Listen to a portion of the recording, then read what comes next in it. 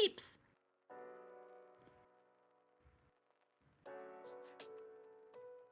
How'd I get here?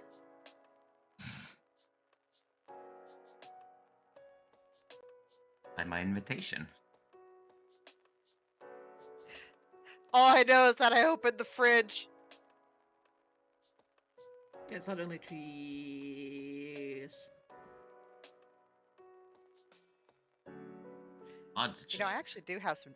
I actually do have some cheese in my fridge. Special cheese. Nice.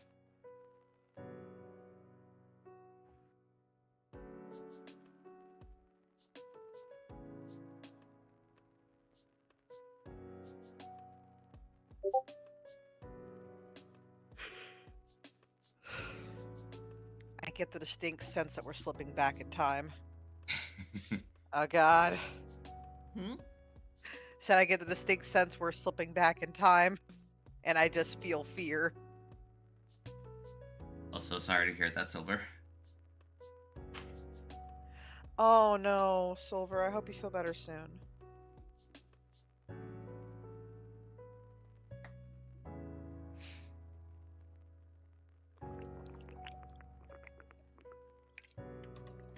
Ooh. That was me drinking water. I'm sorry. Just bloop, bloop, bloop, bloop, bloop, bloop, bloop, Yes, bloop, yes, bloop, yes. bloop, bloop, bloop. Yeah. I was trying to drink it quietly. I'm sorry about the bubbles. Yeah, please. You need to yeah, with the flu, hydrate, hydrate, hydrate, hydrate. Bloop, bloop, bloop, bloop, bloop, bloop, bloop. Bloop, bloop, bloop, bloop, bloop, bloop, bloop.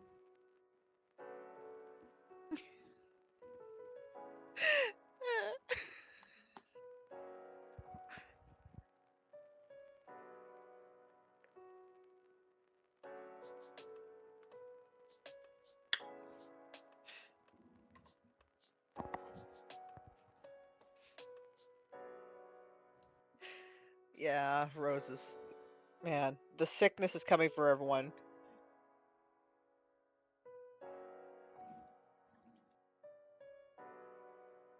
I gotta fucking burn sage and shit. Just no. Stay back. Back the fuck off. You ain't getting me.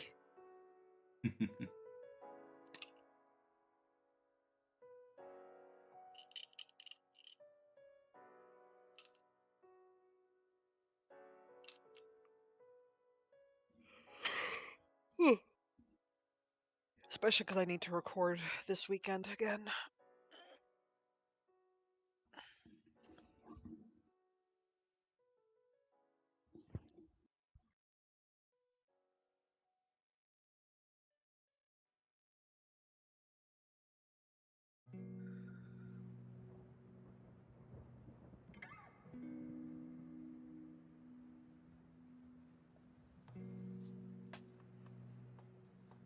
Hopefully, at least we'll be able to provide some laughs during this trying time.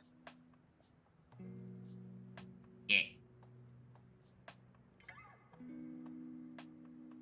I'm trying to remember who was voicing our client. Dogie.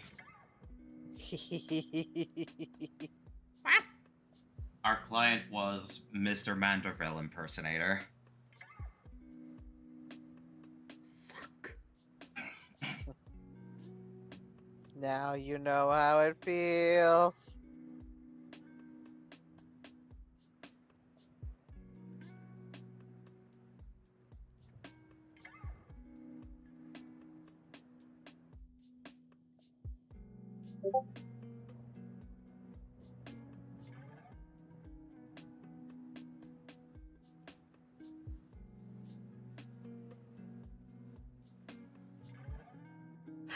Well, not really, yay. What do you mean, not really, yay?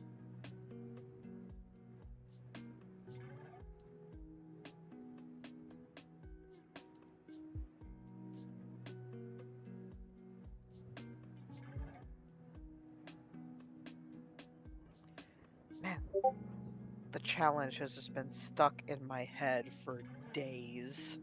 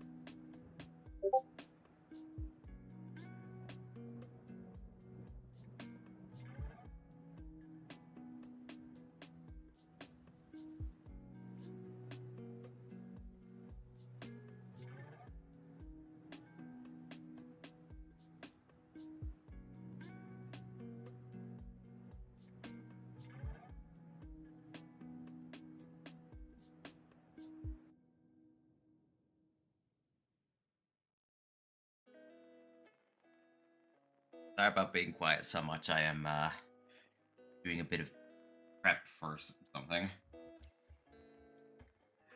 Ah, yes. I think I know what the prep is for.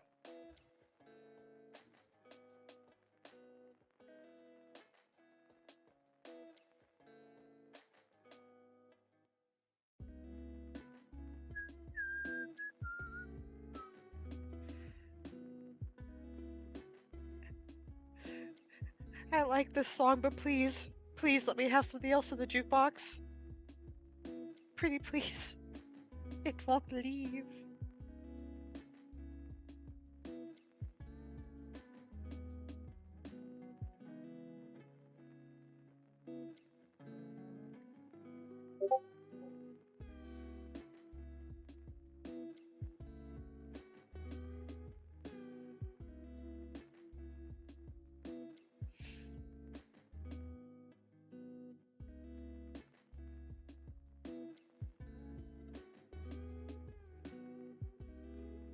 Uh-oh.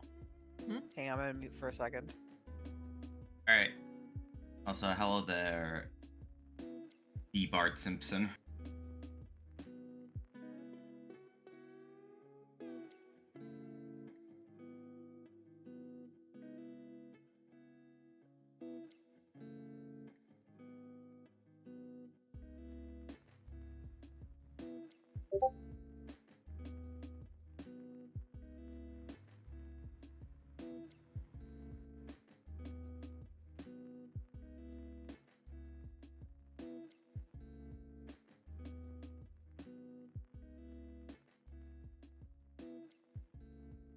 Yes, I am.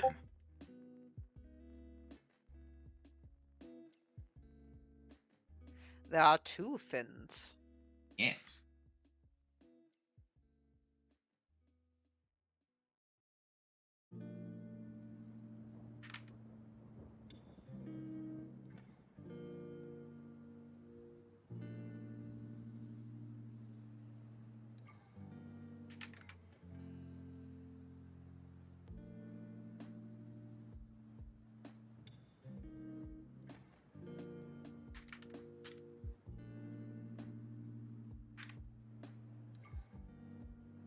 Oh.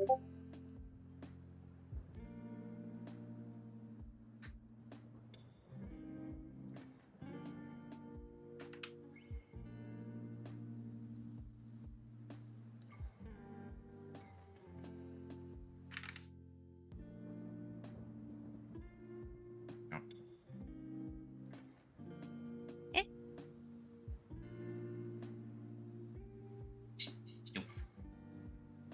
Oh boy. The things.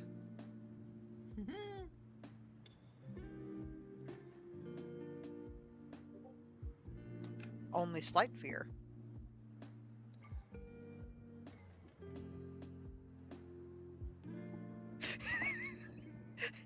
I saw that lip quirk. The fear has intensified. Silly. Bloop, bloop, bloop, bloop, bloop, bloop, bloop. I'm sorry. I tried moving the microphone a little further, but I can only do so much. I have a headset. You're fine. No, I'm not trying to do accidental ASMR. You're fine. Bloop, bloop, bloop, bloop, bloop, bloop, bloop. I will jump on your box. Bloop, bloop, bloop, bloop, bloop, bloop, bloop. Let me at him. Nah, not this Bloop, time. bloop, bloop, bloop.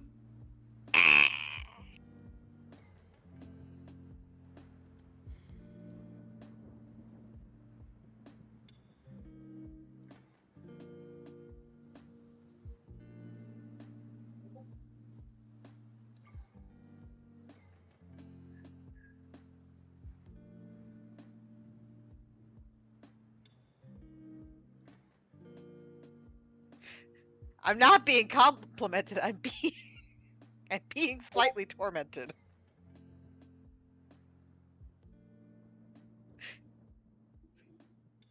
Bloop, What bloop, way? bloop, bloop, bloop. Oh.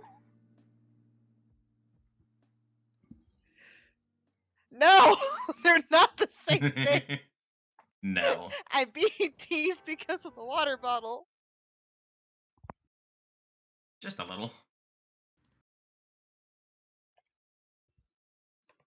I'm having to like fully turn my head, move the mic in the opposite direction, praying it doesn't pick up.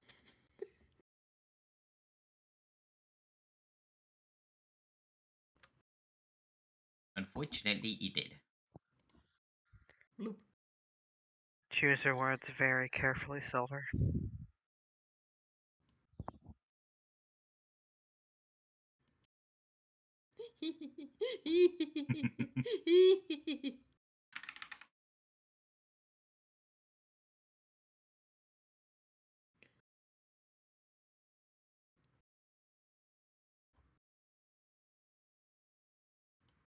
Quick thing, and then I'll get the thing started and rolling.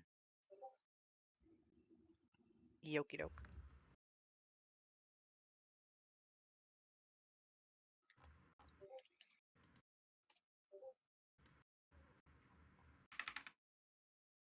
Brr. Brrr. Say that a little shaky. I'm sorry. Thank you, Silver, but also brain cell.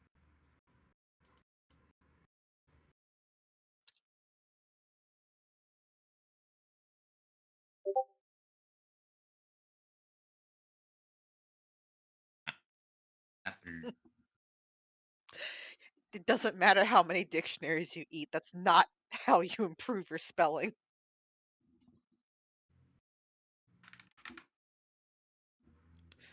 Silver just single-handedly eating every single dictionary, so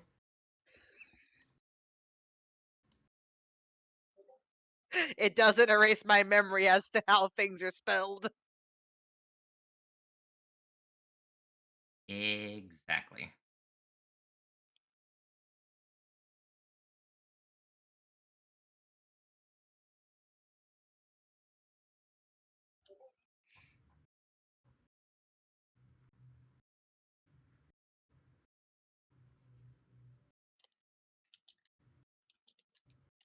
bloop bloop bloop bloop bloop bloop bloop.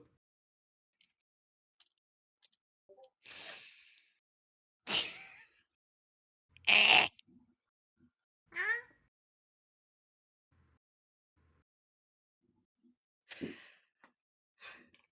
It's not my fault that I'm trying to properly lubricate my throat for voice acting.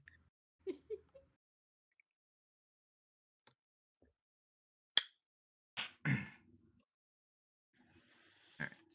That's enough of that for now.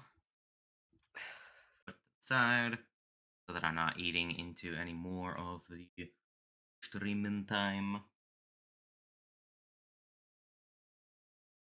The portal. It shall appear. Yes. There. Gonna get this up over yaw.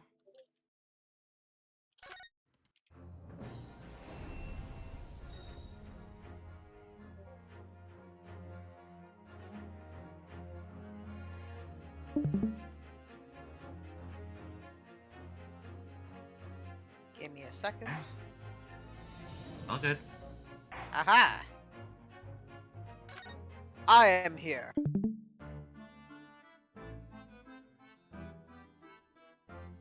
Yes. Here is Mr. McMahon, the one who we're supposed to be talking to and representing, probably later in court.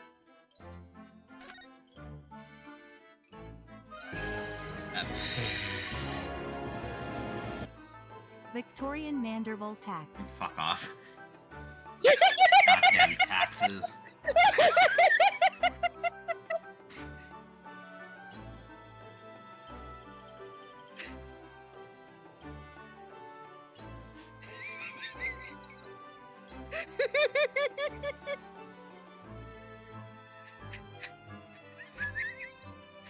Yeah, there goes was one of the kibbies just like, Dad, you okay? He just walked off.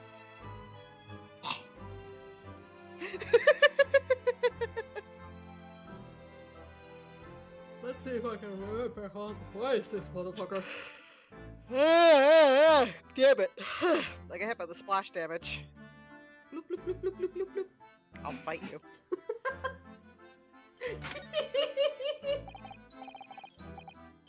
Don't you laugh at me.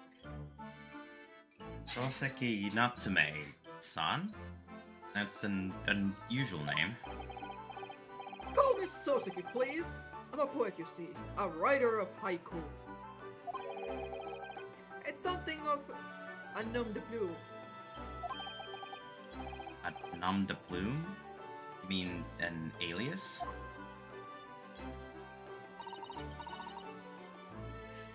That's right, Naruto-san. No, no, no! Don't be so prosaic! It's much more refined than that! You startled her! Good! And... and haiku? That really reminds me of home. Did I hear you say that you were a visiting student, sent over here by the government? Yes, yes, that's right.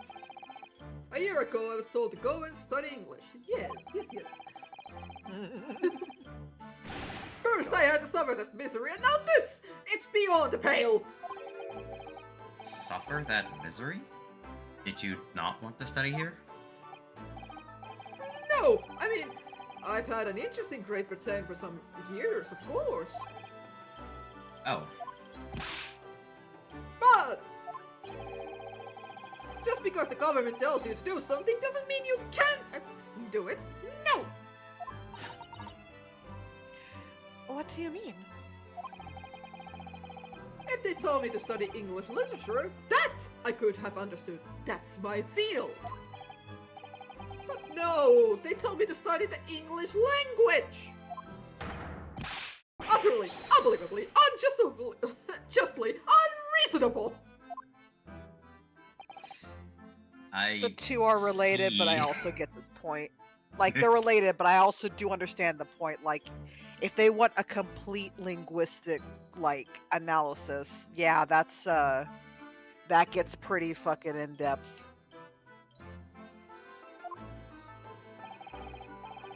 Only the other day I was told to send a report about my first year here. I'd send her the blank piece of paper. Wise words on whitewashi.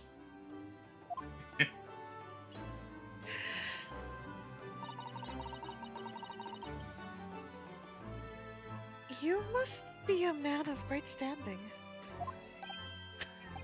Oh yes, so I'm often told. And I often like to be told, it seems. Accusation against you.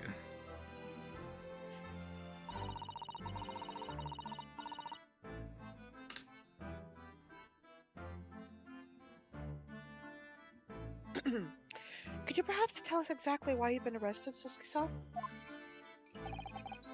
I didn't do it. I didn't commit that atrocious murder. That facial expression.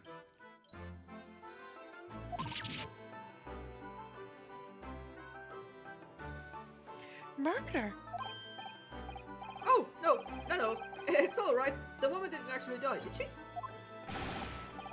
But she was stabbed with a knife right before my eyes.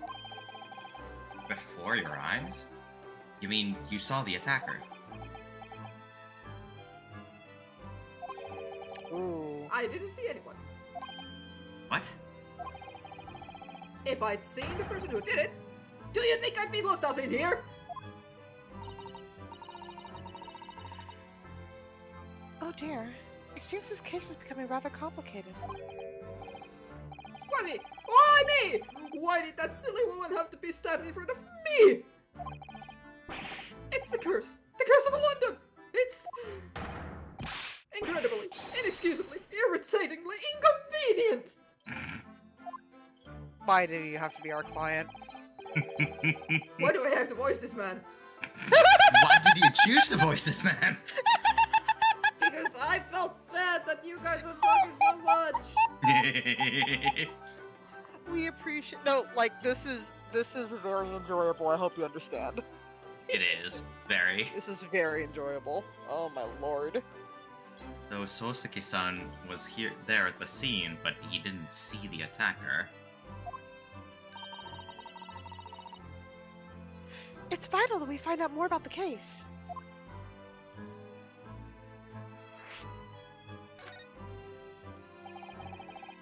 It was an accursed evening, just after the snow had started to clear and heavy with fog. I'd been there to the bookshop to buy some books, and I was on my way back to my accursed lodgings. Sure, the bookshop wasn't a curse too. As I was walking along that accursed pavement, I could make out the silhouette of another ahead of me. A woman, wearing a green overcoat she was, and just as I went to overtake her, she suddenly let out a little scream and collapsed to the cold hard slabs of stone at my feet. Huh.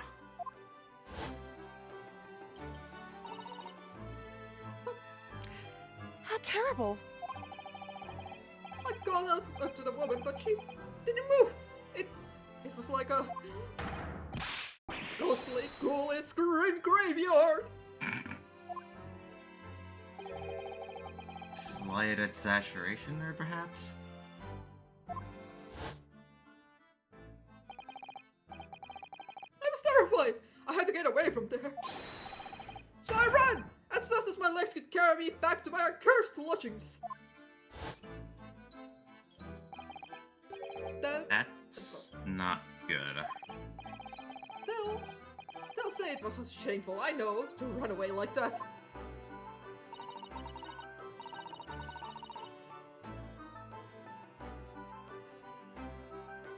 Tell me, Sosi-san, was the victim an acquaintance of yours? Don't be ridiculous! Do you think I know any of this fair-haired English? And a young woman at that? I'm diffident, shy, timid, unsure! I can't talk to people! God, they really took a massive otaku otaku, an introvert, an otaku at that, and sent them to England. Oh yeah, that was a. I see. A young woman unknown to Soseki-san. And at the time it happened, who else did you see nearby? Did anybody pass you? Regrettably, apart from myself and the woman, I didn't see a soul. No one? Oh, great. So the victim was unknown to you, and there was nobody else in the street at that time. That creates something of a conundrum, doesn't it? Hmm? What conundrum?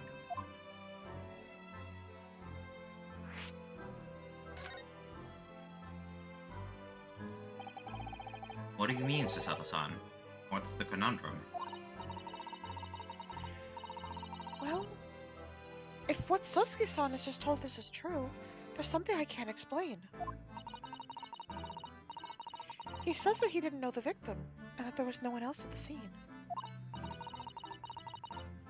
Then he apparently fled without having been seen. I did! But if that's the case, surely this man has to be the culprit.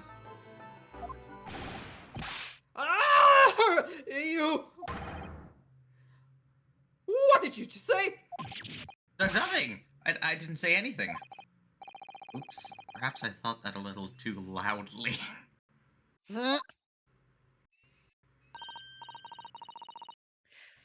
Actually, that's not what was troubling me. What I was thinking was, how did Sosuke-san actually come to be arrested? I was just thinking that. Wait a minute. If Yeah. nobody else was around, how was he identified? Yeah. Sorry? He didn't touch the victim, and there was nobody at the scene to see him. So how did the police ever discover that he was there in the first place? Oh, yes. She's right. It was him.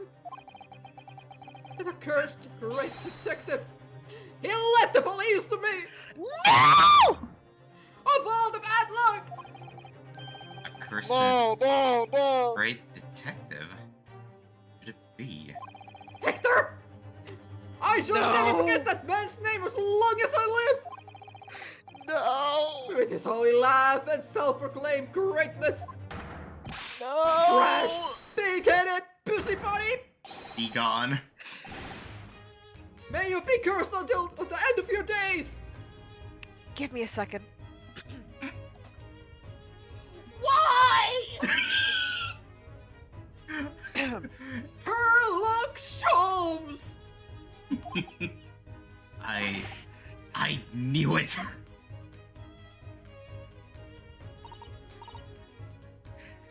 Mr. Sholmes?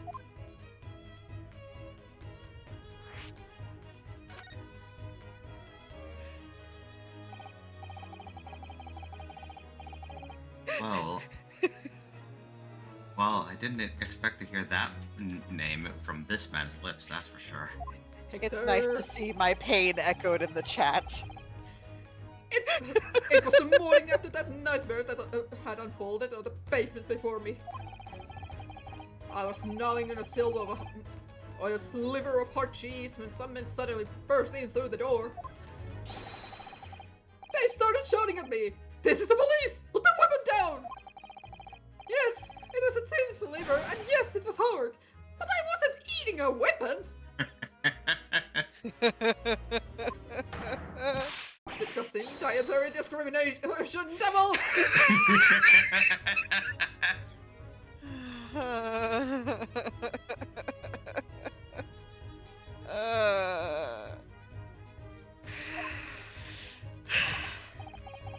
You clearly had a trying morning yesterday.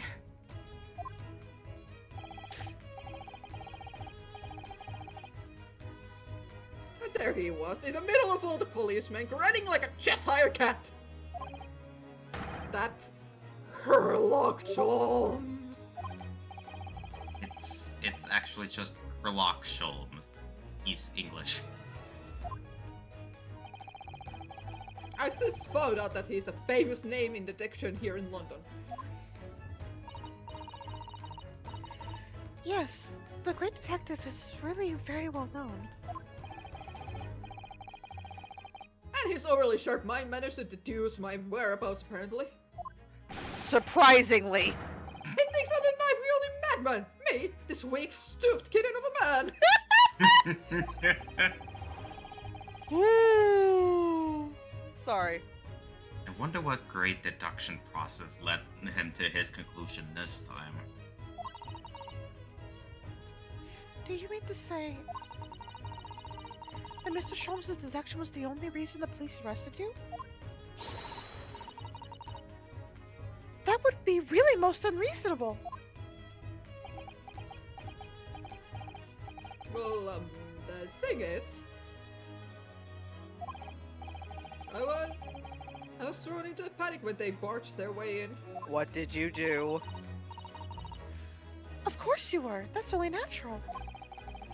I was terrified and trembling, and they kept throwing question after question at me, and in impossible English. Finished foreign flame flummery! Well, we are in England. We can't really blame them for questioning you in English. Good point. But my mind went blank. I knew I had to answer, but I didn't know what to say. So I just kept repeating things like, "Yes, I do," and "I'm fine." Oh, boy. No! The next thing I knew, I was in manacles, and before I knew it, I was thrown in here.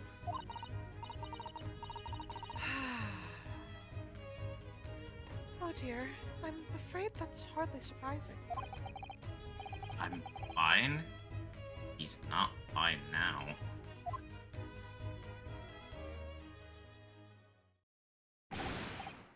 Mr. Naruhodo, Esquire! Huh? Oh God, Esquire! Oh, you can just call me Naruhodo. And when we're speaking English, a simple mister is more than enough. Oh, yes, alright, yes. They've really got to me. This country is poisoning my mind. But please, I beg you to defend me in court tomorrow. You can tell them what really happened. You'll do it. Won't you? We can't leave him Well, like this now. Why? Why? Why is it so hard to say yes to me? Well, the thing is, I'm just a student like yourself, on a study tour. A student? I have defended a case in the Old Bailey. Only the one, though. But at this moment in time, I really don't know what I'm supposed to believe in. I'm confused about what justice in this country even means.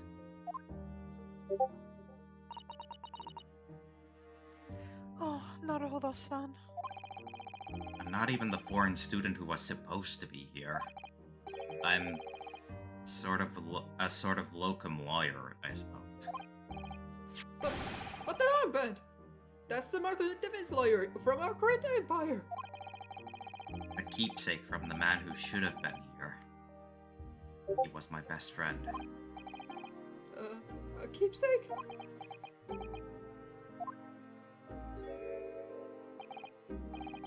I know exactly what they're saying about me. Oh, who do you mean?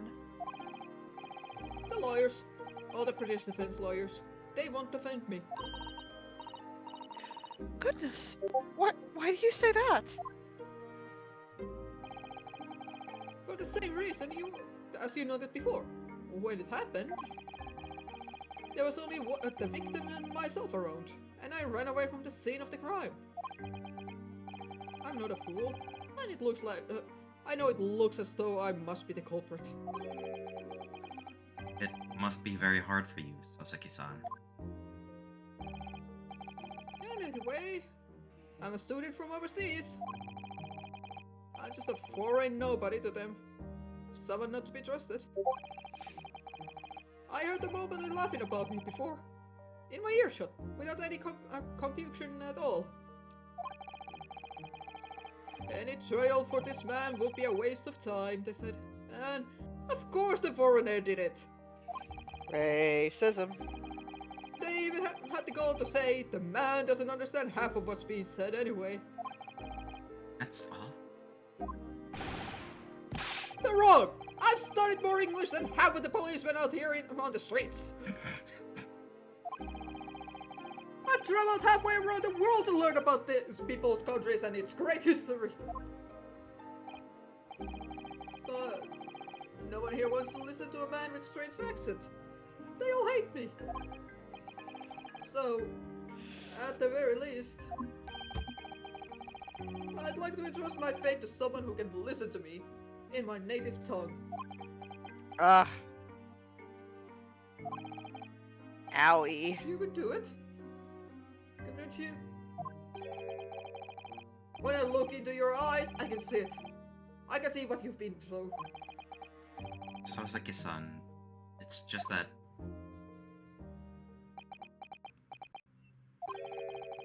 Give me a little time. Hmm? I'll do what I can for the time being.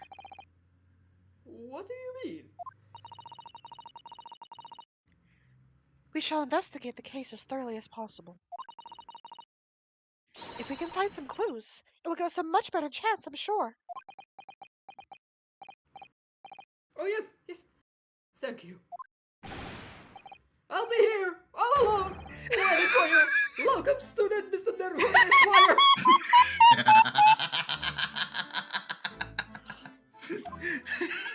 Oh my god.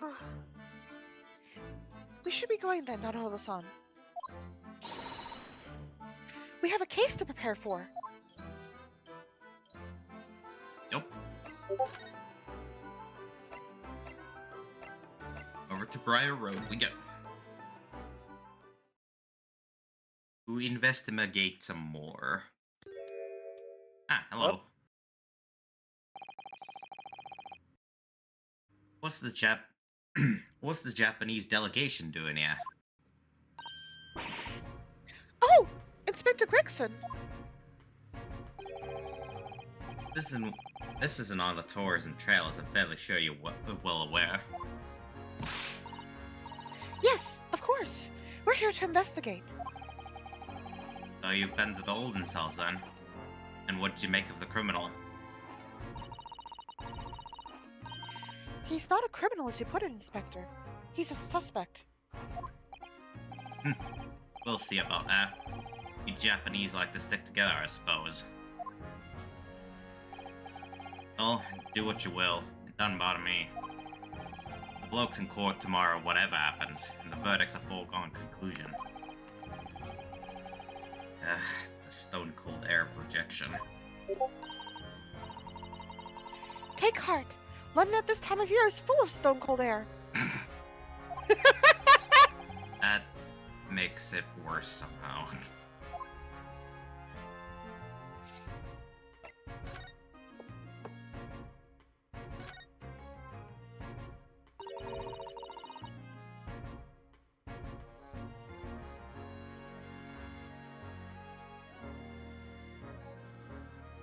Yum. Yes. Your turn. Tell me about Scotland Yard, Inspector. Ever since I read about it in The Adventures of Sherlock Sholmes, I've been fascinated by the place. Susato! God, the most sophisticated policing organization you'll find anywhere in the world, man. Oh, and you know I've always dreamt of wearing a real Bobby's helmet. It does make them look the part, seeing that policeman there with his helmet on. Certainly get the sense that this is a man who will take no nonsense in his duty of protecting the city.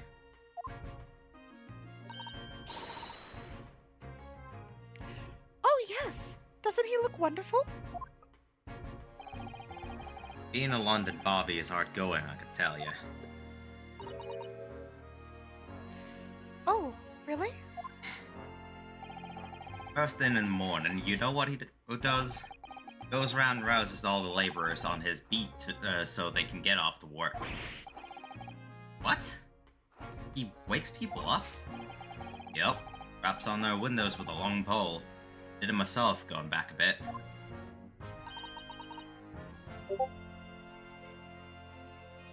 I'm so sorry, I sneezed. Oh, no. Didn't Excuse hear me. it. Yeah, I muted in time. Anyway. I had no idea. Bobby works for the people of town. It's just another one of his duties. After that, he starts tirelessly patrolling the streets all day long. He has to cover 20 miles a day. That's the regulation distance. I can't really imagine how far that is, but it sounds like a long way. Let me see. 20 miles. That's approximately the distance from Tokyo. Excuse me, I combined the two, I'm sorry. Excuse me. Tokyo and Yokohama.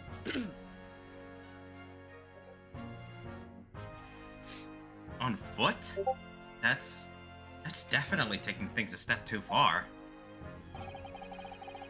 And when it gets dark, of course, he has the important job of lighting all the gas street lamps.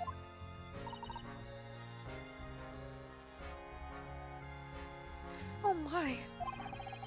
And I suppose in between all of those duties, Bobbies are expected to investigate cases as well. And chase after criminals trying to evade the law. I'm not sure you could call it in between exactly, more alongside, but yes. They're expected to handle these jobs as well. We do have men keeling over from time to time, I admit.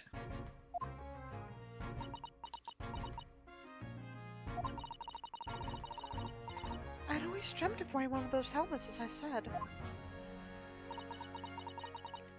But it's with a heavy heart that I shall have to relinquish that dream to you, Mr. Naruhodo. Your heavy heart will be my heavy head if you do.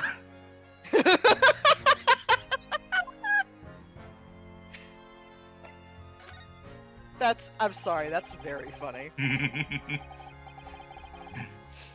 happened around 5 in the evening 2 days ago, just there on that open bit of pavement. The victim, a young woman, was stabbed with a blade from behind. Is it right that this lady is still unconscious now? You mentioned that she's being treated in a hospital. I never said she was a lady.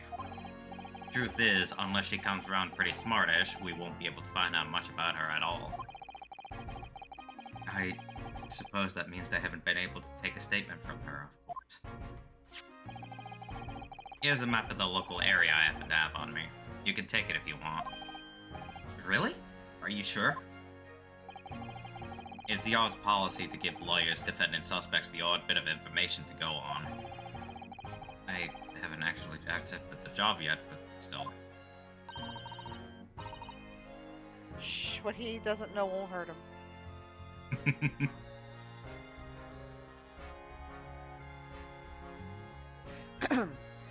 Thank you, Inspector. We gratefully accept. The local map has been entered into the court record. Anyway, as far as we know, there was no one else on the scene other than the victim and your fellow countrymen. So who did it, you think? Not much of a head-scratcher, is it? Well, I know Mr. Natsume is also claiming to not have seen anyone around, but... But just because he didn't see anyone, it doesn't mean we can be sure that nobody else was present. I'm sorry to have to tell you, but we most certainly can be sure. How? Because, ma'am, the precise moment of the stabbing didn't go unnoticed. What? We have 2 very reliable witnesses, no less.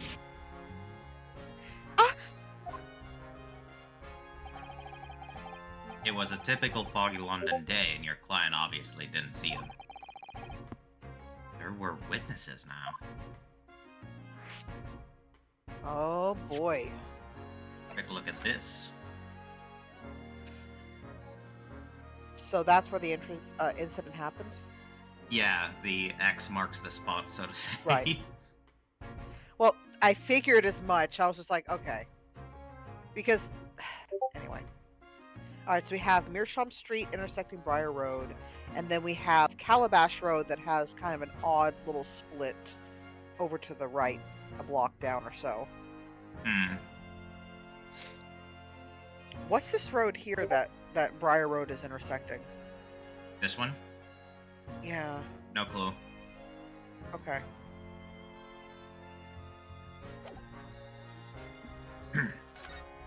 It could just technically be another Meerschaum Street, just on the opposite end. But I don't know. Maybe. Yeah, hopefully we'll get a little more information.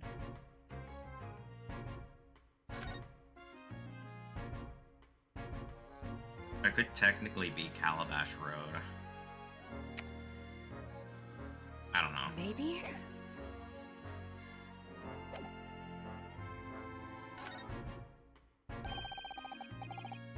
Who are these witnesses, Inspector? A fellow and his wife? The man's one of the most reliable and respected citizens in all of London. He's a copper from Scotland Yard.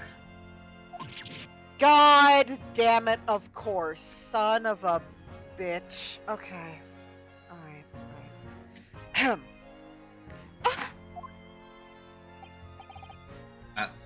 A policeman? That might change things. And this policeman just happened to be there at the exact moment the woman was attacked? Nothing peculiar about that, ma'am. Part and parcel of being a bobby. Catching them banging the act and all that. For a very, very convenient excuse. Yeah. I think it might be possible for us to ask the policeman a few questions. Be my guest. You can talk with him all you like in court tomorrow. Motherfucker. I have no doubt he'll be summoned as a witness. So that'll give you something to look forward to. That's that then. He's got no intention of letting us meet the man beforehand, it seems.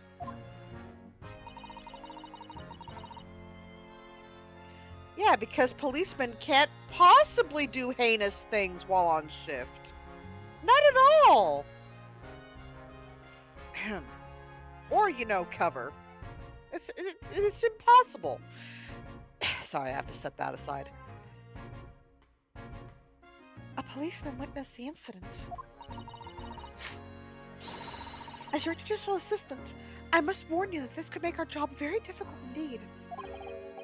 Yes, as a non-judicial assistant, I could have warned me of that too. Damn. That was cold. Yeah. Oh, yes, one more thing, Inspector. What? The person who led you to the suspect, I heard that he was Mr. Herlock Sholmes. What are you bringing him up for? Was it something I said? The color has drained from his cheeks.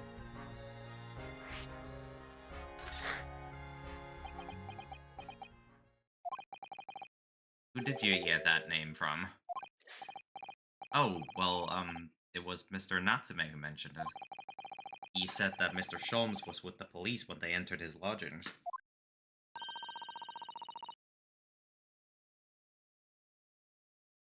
I'm sure that it was the result of one of Mr. Sholmes's inspirational great deductions. Fiddle faddle! The man's an amateur, and I'm getting sick and tired of him showing his mug everywhere. Hey, look, someone who hates investors as much as everyone else here. I don't know where he gets his information from, but he turns up at the scene of the crime, wanders around spouting incomprehensible rubbish, and before you know it, he claims to have solved the case. Yes, he's quite astounding, isn't he? He is a great help to Scotland Yard, though, isn't he? Gibble gabble. Ever seen this before? Oh, yes, that's Rant's magazine. The wonderful publication in which the adventures of Herlock Sholmes appears. Oh, Mr. Sato. Yes, well, that wonderful publication, as you put it, sees fit to include several of the Yard's detectives in its stories. And the so-called Great Detective makes a mockery of all of us. If he has anyone at the Yard, it's a misadventure to be included in any Herlock Sholmes tale at all. Well, I suppose there's an element of that. We walk our socks off, every one of us, only to be frumped by the public thanks to that obnoxious detective. The man's as dangerous to us at Scotland Yard as he is to all our criminals.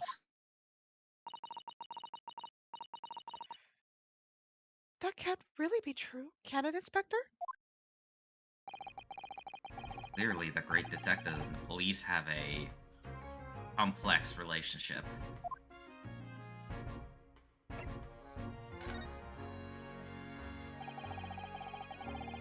That twitchy Japanese bloke goes on trial tomorrow. You going to defend him or not? Well, makes no difference to me, but I will just say this. No London lawyer worth his salt would touch that case with a barge pole. Because the prosecution is being handled by the Reaper of the Bailey, you mean? There's no way to save that man now. A waste of time trying. It's all a bit strange, though. Art? The Reaper. He hasn't appeared in court once for a good few years now. He doesn't want to be a murderer. Yes, we did hear something to that effect. And the only people he usually bothers with are the real scum. The master criminals. The violent ones. Master criminals?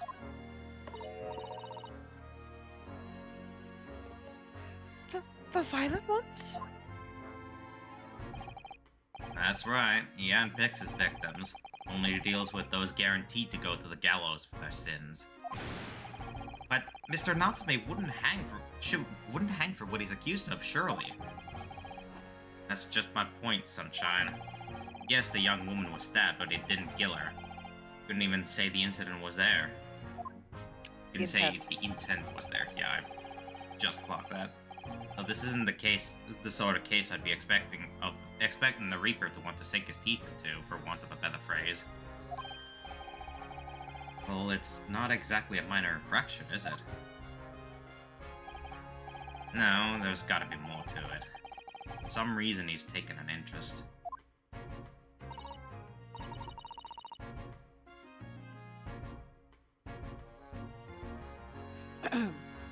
Really? What sort of reason, Inspector? You think I could tell what's going on inside the head of that Lord of Darkness? You'll have to ask him yourself at tomorrow's trial. Are we really going to have to face the Reaper again? The Lord of Darkness, as he puts it.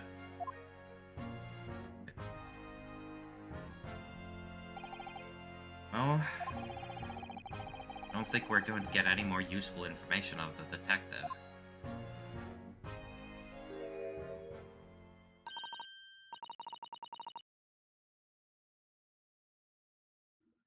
Mr. Naruhodo, can I make a suggestion? Oh, yes, what is it? Well, it seems to me that we must speak with him about this. By him, do you mean Mr. Sholmes? Yes! Mr. Herlock Sholmes, exactly! God damn it! Look at those shining eyes. You can't wait, can you? Well, Is that a Mr. hint of jealousy there? I don't know. Well, Mr. Natsume did blame Mr. Sholmes for all of this, didn't he? Yes, he did. He really did. Which makes him an involved party in the case. Are you just going to ignore that? I hope not. I assure you, it's not simply my selfish desire to meet with Mr. Sholmes again, Mr. Sato. After seeing what he went through, after seeing what he's done, after seeing the process and the flaws in it, why are you this excited still? The trouble is, we have no idea. Hang on. It's Baker Street! Oh, sorry. We have no idea of the man's address even, so how? And then it's Baker Street. It's Baker Street! How do you know that? It's in the stories, of course. 221 B. Baker Street, the most famous address in the world. 221 B. Baker. Oh, I see. Well, there's nothing to stop us from going, I suppose. We'd better try to find our way there before Susato-san gets any more excited and unpredictable. Hurrah! I'll summon a carriage. So, we're to have a reunion already. With the great detective, Mr. Herlock Sholmes. Oh. Yay, new location. To Sholmes' suite. Sorry, I'm just like, God damn it.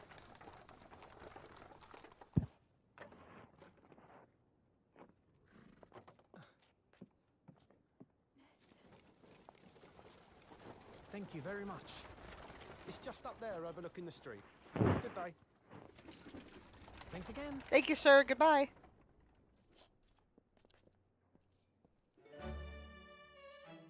This is it. The residence of Mr. Herlock Sholmes. Oh, God. No, Susato, don't look so excited.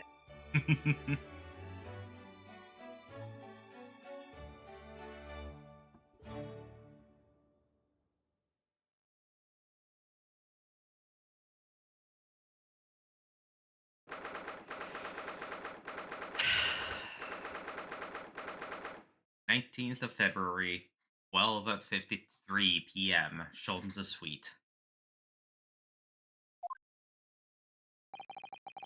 So this is where the great detective makes his living. It feels surreal to be here somehow.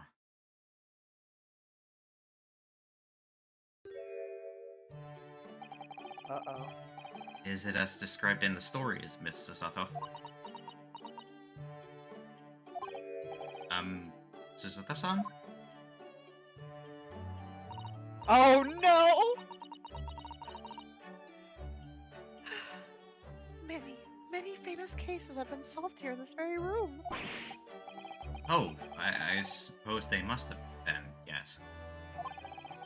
I've never read the story, so it's hard to get quite as excited about it as she seems to be. Susato, I worry. The detective chases the villain relentlessly as he disappears into the fog down an unlit London street. Oh, the thrill of it! The romanticism! Can't you feel her heart thumping in your chest? Susato. Can't you, Mr. Naruto? Oh, I suppose I can, yes.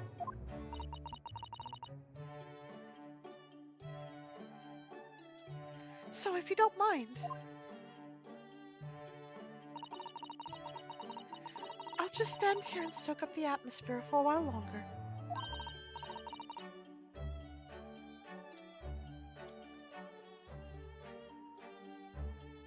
Please, don't mind me.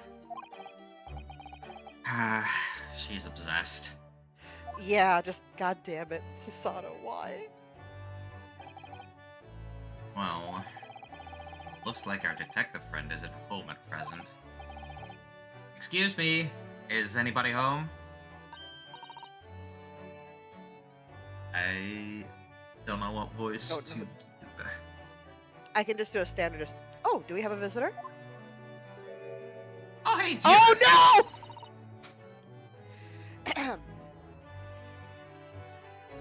Hello! Is it a big new case for Mr. Sholmes? Hello. Wait. Aren't you? Oh, how rude of me! I'll go make some tea at once. I'm sure it's the same girl. Miss Sato, did you see the girl who was just here?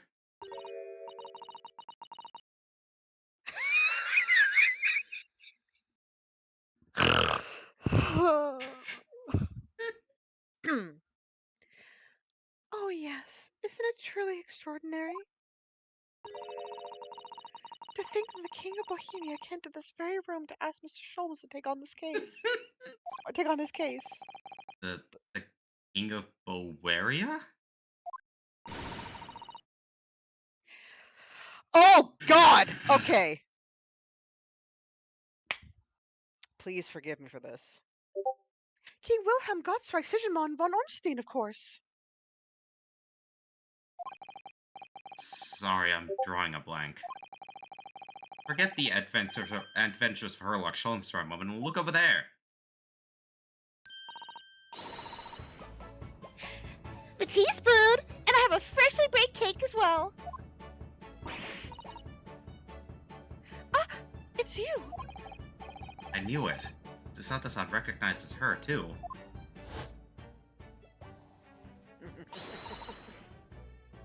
Ah, there you are.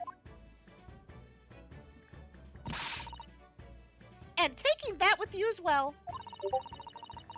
I was looking forward to the trial run of my experimental smoke grenade launcher. Oh, good day to you. I'm, well, the inventor, I suppose, of that machine.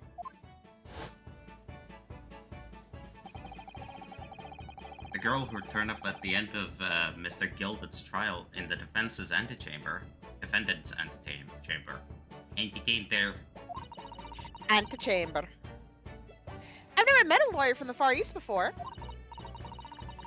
Poor you, having to get straight to work when you've already just arrived in London. Oh, yes, it was challenging. Well, try this tea. It's my special blend, you know. Oh, thank you? Is Oh, no. He's supposed to look that color.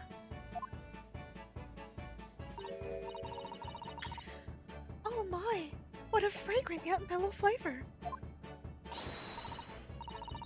Hooray! It's a winner! I tried blending different leaves designed to alleviate fatigue, you see.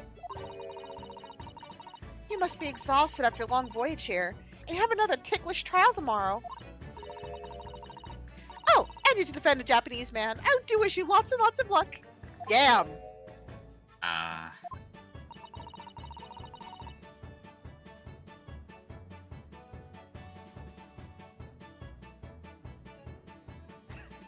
Sorry, Silver's freaking out at the speed of the tea brewing. Did Mr. Sholmes tell you about us by any chance? Really?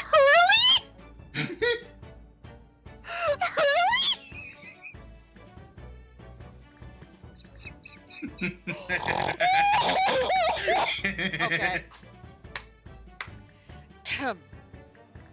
Oh, you know Hurley, do you? Hurley? Mr. Sholmes to you, surely. Okay, this is made a little more tolerable, I'm not gonna lie. Mr. Sholmes was a fellow passenger on the boat that brought us to Great Britain, you see. Was he really? Well, I had no idea. I'm afraid Hurley's out on an errand again today, even though he's just returned from overseas. Wait a minute. We met this girl for the first time ever yesterday after the trial. Only briefly at that. What on earth does she know so much about us? Because he non-stop blabbed. Did she deduce all those things, do you think? And perhaps more to the point. Why is she here in Mr. Holmes' suite? Sholmes's, sorry. It's fine. Slip of the tongue. Oh, silly me! I haven't introduced myself, have I?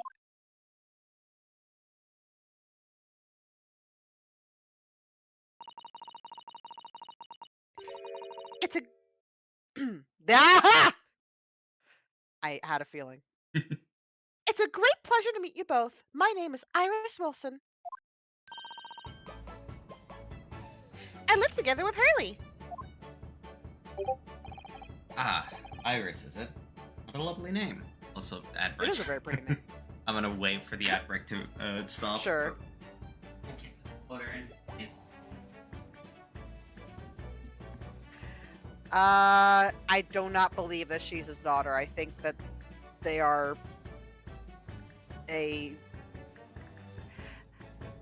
We'll see, but I do not think that she's his daughter. We'll see.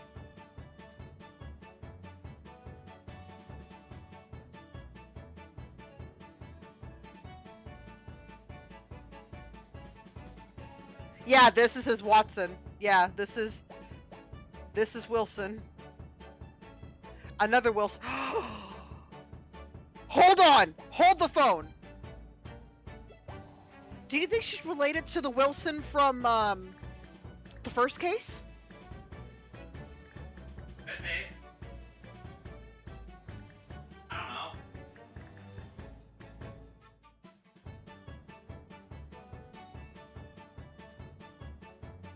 There's a very high likelihood that's in it. Oh. God! If so, does she know?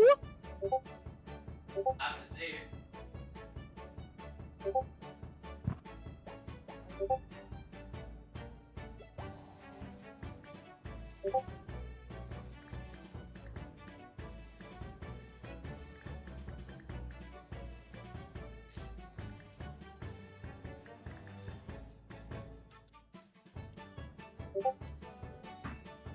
I will say I really like the song here.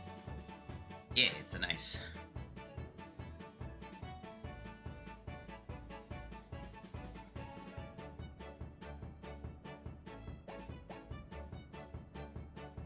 This is definitely a song that I would enjoy playing. Yeah. It is a nice song.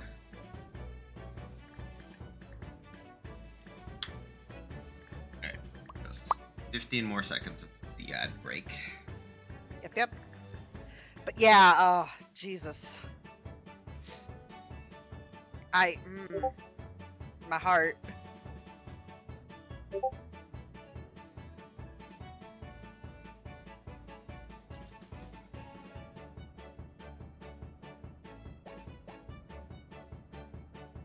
Alright, ad break seems to be over.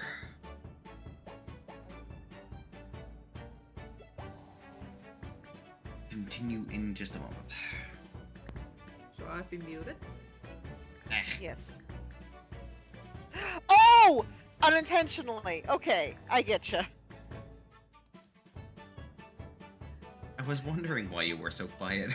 I know! I just sent a message because I wanted to be sure. I've been here with the ghost of Hector! Hector! Buddy! I'm so sorry. Yeah, we heard none of that, and I was wondering why I was so quiet, but I was like, okay, maybe you had to do something real quick, but it, you know. I was like, the man we hate, the man we love to hate, Hector! Oh, it's okay. We hear you now, and we are happy to hear you. Yes. But also, god damn it, I'm glad it's being delayed so we can actually meet Iris, which is very nice. But also, oh god, I am terrified that she is related to the man who died in the first. Now Wilson could be a very common name. They may not be related, but I doubt. Like, Phoenix Wright likes to pull some shit, so I'm just staring like, what have you done, game?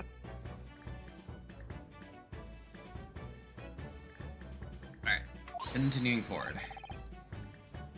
What? What's the matter? No, wait, this can't be. Did you say that your name is Wilson? What's the matter with Susato-san? Why is she so flustered all of a sudden? Yes, that's right. And what are your names? Oh, I'm Ryunosuke Naruhodo, a lawyer from Japan. Oh, sorry. I missed another of those. Oh, fucking Christ! I tried to say it in a rush, and it's not happening. Hang on. I'm Mr. Naruhodo's judicial assistant, Susato Mikotoba. It's wonderful to meet you. Lovely, Susie and Runo. Got it. Susie and... Bruno. Susie? And Bruno? There's more to this girl than meets the eye. So many questions for her, I don't know where to start. Yes, and so do I. Susato, Jesus. I think she's developing ESP. Let's answer Susato's burning question of Wilson. Sure.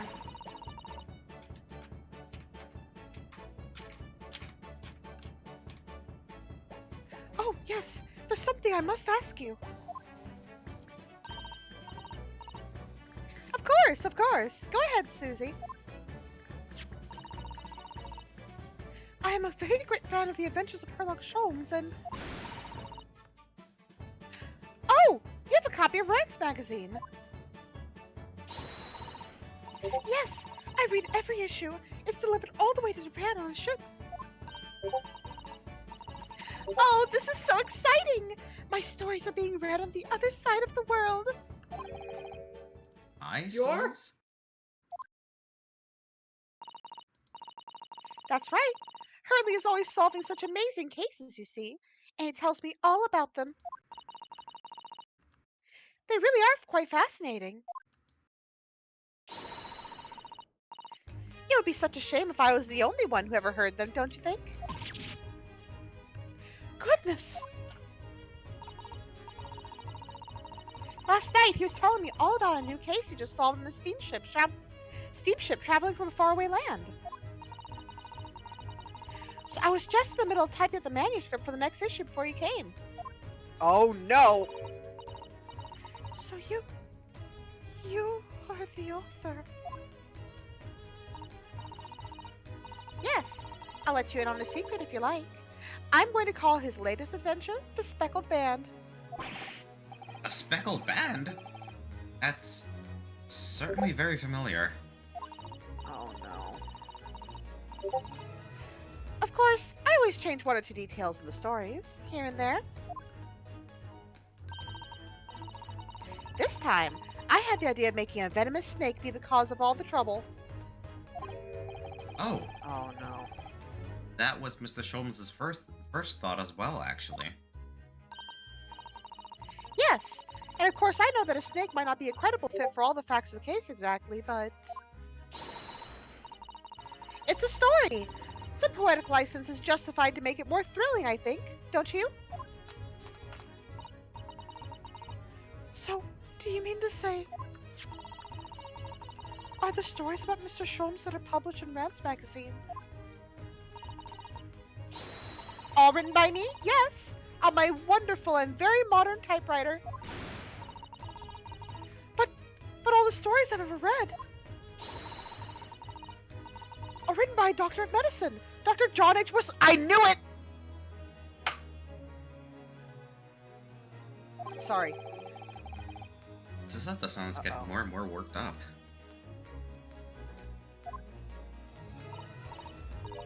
Ah, yes, that's me. I mean, my name really is Wilson. But what about the doctor of medicine part? That's all true, too. I am a doctor of medicine. No, Yo, at what? 10 years old? Hang on. People. Huh? What the fuck? She has a degree in medicine and is the author of a popular series of short stories. Medical degrees can take 8 years or more. She was barely out of the womb when she started? What? Or did she, or at the age of like 7, did she clear 5 to 8 years worth of like work to get that degree? What? Oh, fucking no. This is fucking Great Ace Attorney. Fucking parrots are being called on trial. Fucking.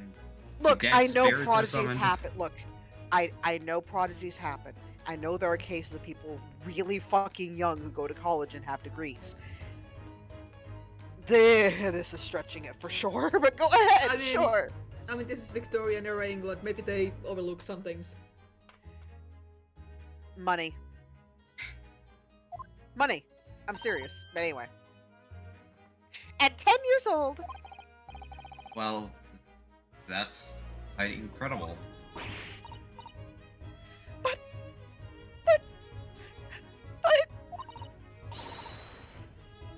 Dr. Wilson is an English gentleman.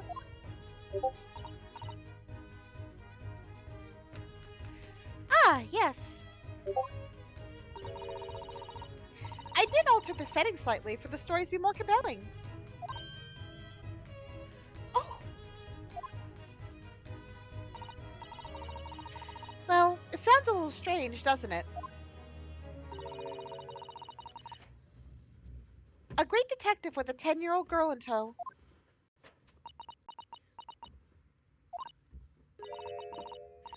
I suppose it does, yes.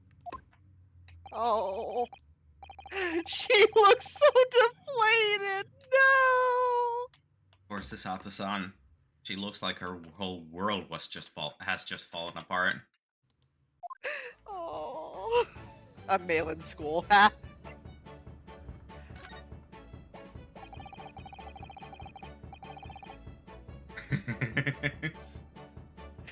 Your Sorry, fandom and your Susato's- headcanons. They're being Yeah. turned away. Susato, no. Baby. Anyway. It was you that we ran into yesterday, wasn't it? At the Old Bailey. Yes, that's right. You were ever so helpful. Thank you so much. Oh, no, not at all. I'm so sorry we couldn't have been more welcoming. Though at the time we did have a rather large gun pointed at us.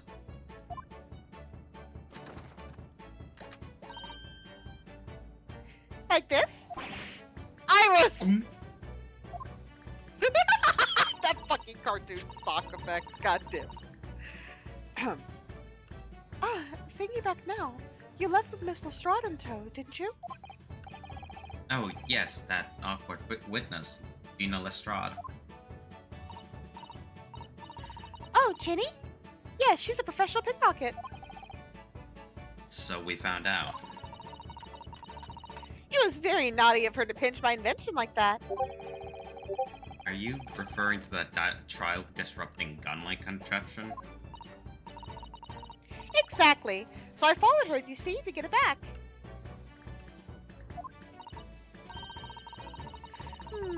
Perhaps I should think about fitting a self-destruct mechanism in my inventions. Jesus! This girl is dangerous. No shit! Anyway, I brought Ginny back here after that. So she could apologize to my trusty technician. Sorry, your technician? Hurley, of course, silly. Oh, God. Hurley? Yes, Herlock. Herlock Sholmes. We live here together. I had no idea the great detective had such an interesting young daughter. Daughter? Not likely. What? I wouldn't call him Hurley if he was my father, would I?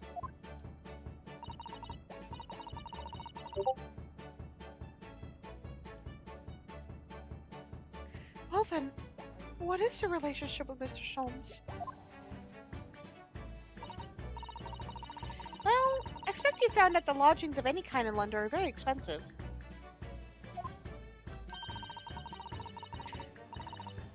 So I was hoping this wasn't the case, but here we are. So the solution is to share costs with a partner, a roommate. Your roommates? I hope you don't mind me asking, Iris, but how old are you again? 10 at last this year. Well, what of your mother and father? Oh no, they're not around. Oh, I see. I wonder what the story is there. So we should have gone Iris first and then Wilson, because... Yeah, we would have gotten, yeah. There was definitely an order. Yeah. Oh well. Womp womp. About before. Yes? Yes? What's on your mind, Bruno? Do tell me. How did you know that I was a lawyer and we just arrived in London, I mean? Rose, no!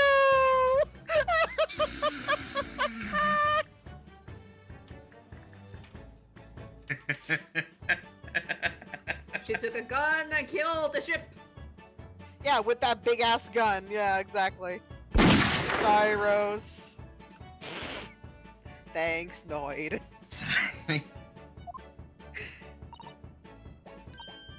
Yes. Oh, and that we have a difficult trial tomorrow. How did you know all of that?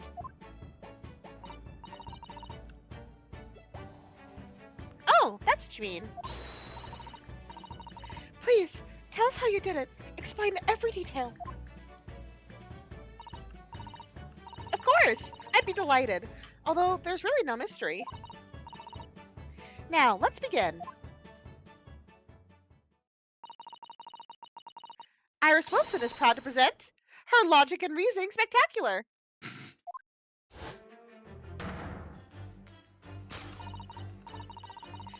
First of all, I knew already that you were a lawyer, Bruno. After all, I met you yesterday at the Old Bailey in the defendant's antechamber. But you also said we'd only just arrived in London. How did you know that? I observed a passport and a travel ticket protruding from your breast pocket. Oh, So I was reasonably confident that you must have only just arrived in the country. And on top of that,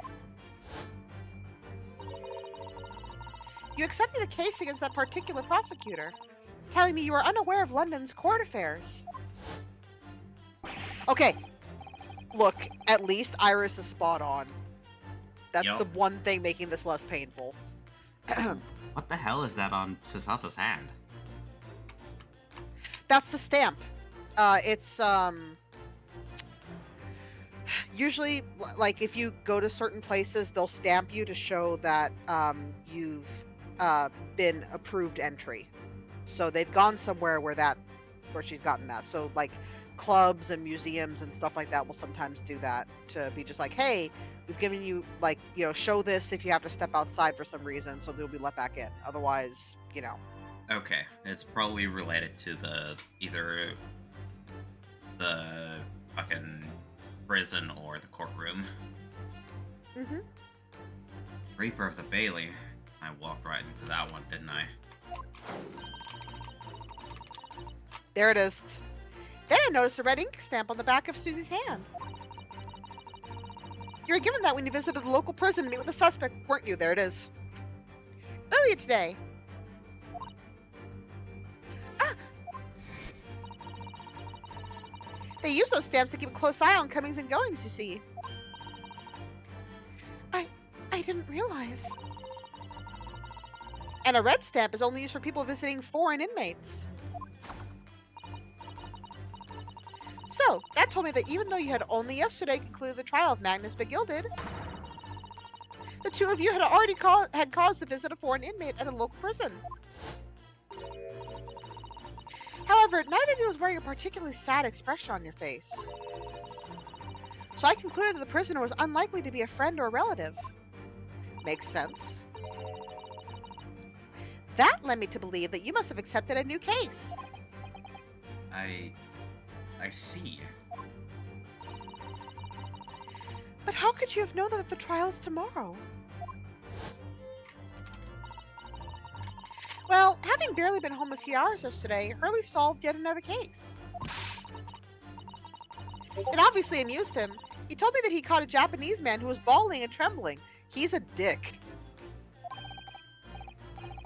Japanese man? Well, clearly that must have been... This... Mr. Natsume. Now, Runo has that fancy Japanese sword. And I think your outfit is called a kimono, isn't it, Susie? Well, it's more of a... Well, I guess with enough layers, it's more of a kimono than a yukata, but still. Well, anyway, it's clear that the both of you come from Japan yourselves.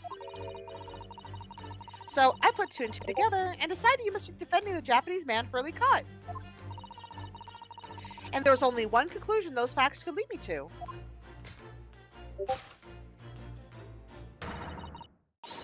You both came here to ask Hurley about the case.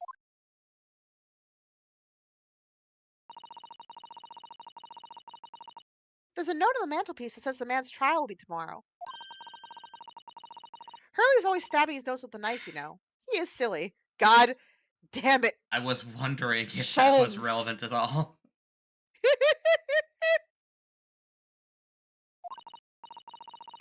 And that's all there was to it, really. Thank you for listening. I'm Iris Wilson, and that was one of my great deductions.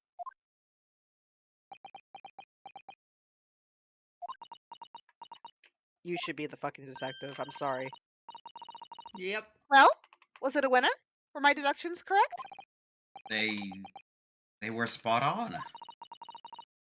That was amazing, Iris. Truly a great deduction.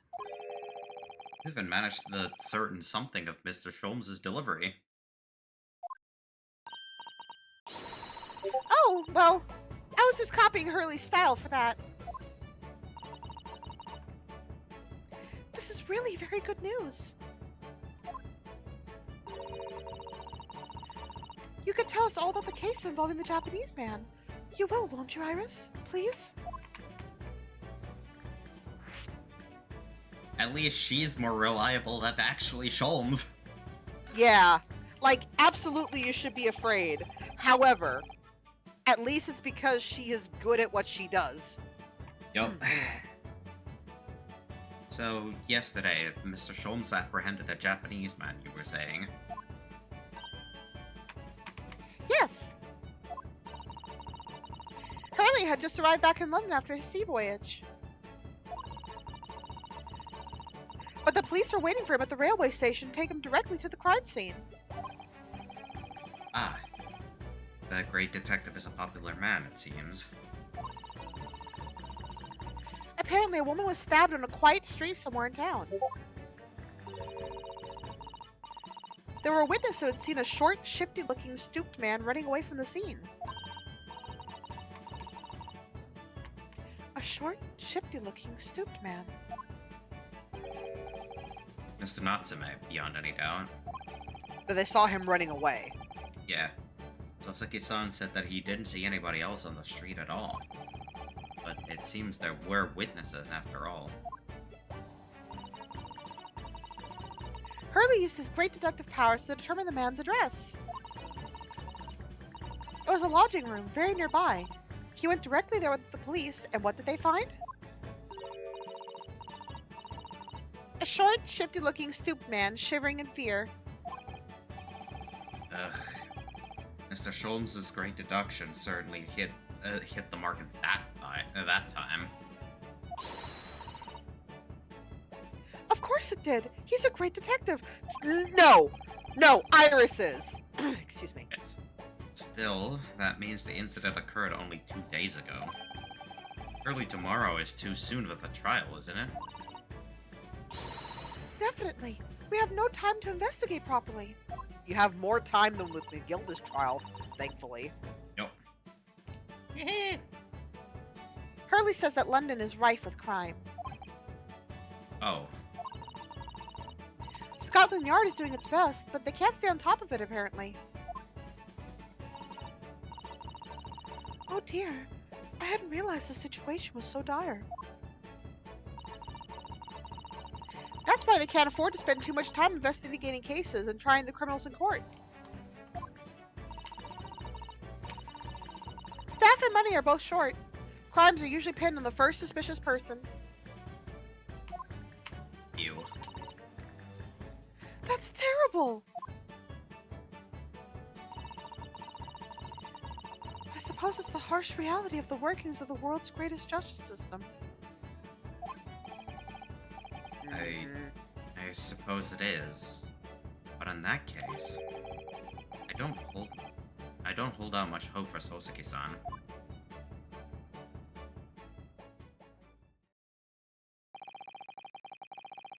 Thank you for answering so many of our questions, Iris. This has been very informative. Oh, you're most welcome! I've had so much fun! Do you happen to know where Mr. Sholmes is at the moment?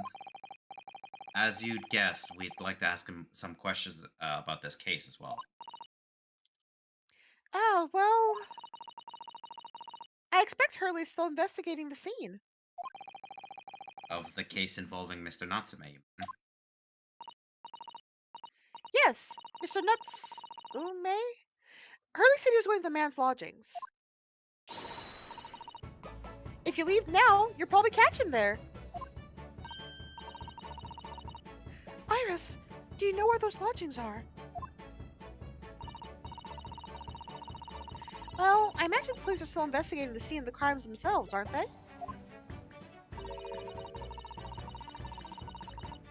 Did you happen to come across a detective by the name of Gregson while you were there? Yes, we know Inspector Gregson. Ah, goody! In that case, give Grexy this for me, would you? If you do that, I'm sure he'll tell you what you want to know. What is Hang this? on. Oh, I gotta squash this real quick. yeah. What is this?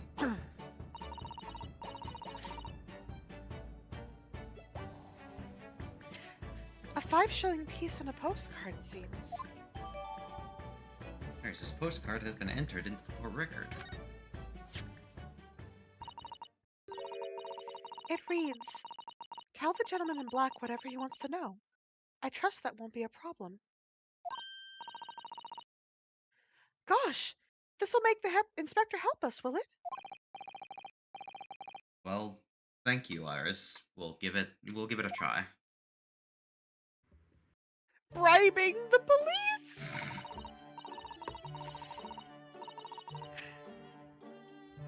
Good luck then. I'm going to return to writing my manuscript, The Speckled Band. I'll be making more special blends of tea, so come back again soon. Oh my god! She's so happy they came to visit her. Yeah. We'll be delighted. Thank you very much, Iris.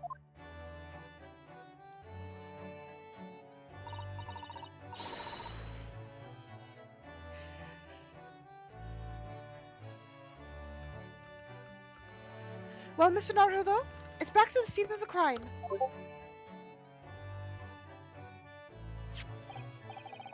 What have we So, done? somewhat dubious that they would exert any influence over the men of Scotland Yard at all. We headed back to the scene with Iris's curious note and one of the world's heaviest silver coins in hand.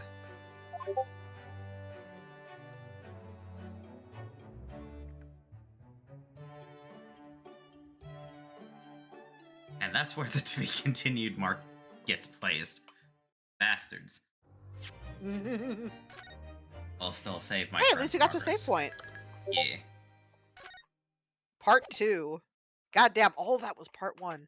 Fucking Christ. Silver. Lifthanger. Lifthanger. Cliffhanger. Let's hold. I'm actually kind of tired. Shit. I mean, it's understandable given what we did just before this. Mhm. Yeah, I'm trying to remember when I woke up because I woke up pretty early. Ugh. Pat, pat, pat, pat, pat. It's okay. Wee.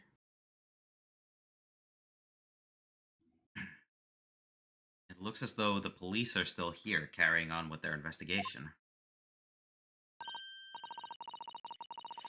Perfect. So let's find Inspector Gregson as quickly as possible. Yes. And let's see if he'll take a break from his chips to look over that silver tip Iris gave us for him. Damn. Slowly the salt is building on Rinosuke's end towards other people. Holy shit. There he is.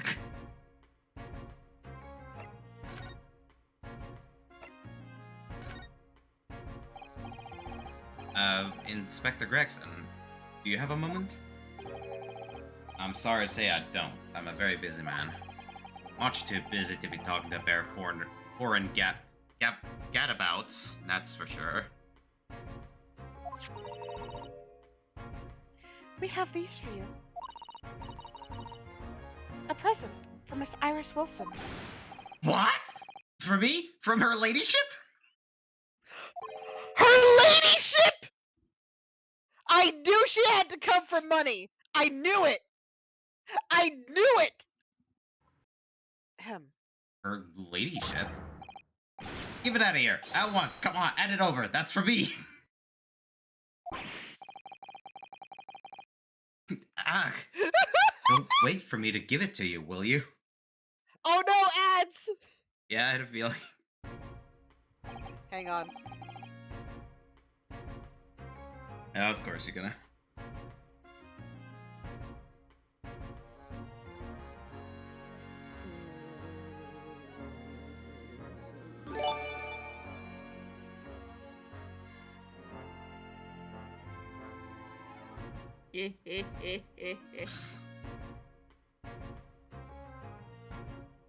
Damn, that's her 37th total gifted sub. That's a lot. Whistle of Innocence.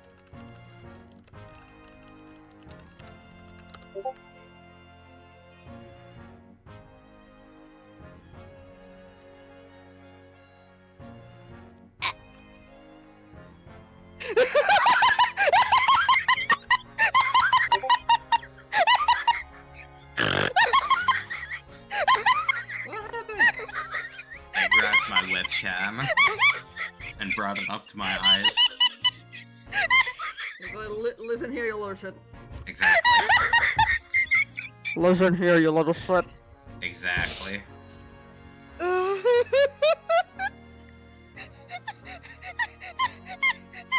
Breathe, woman, please! I'm sorry. Fuck. The giggle fit, it came for me. Ow. Fuck. Just don't die. Trying not to.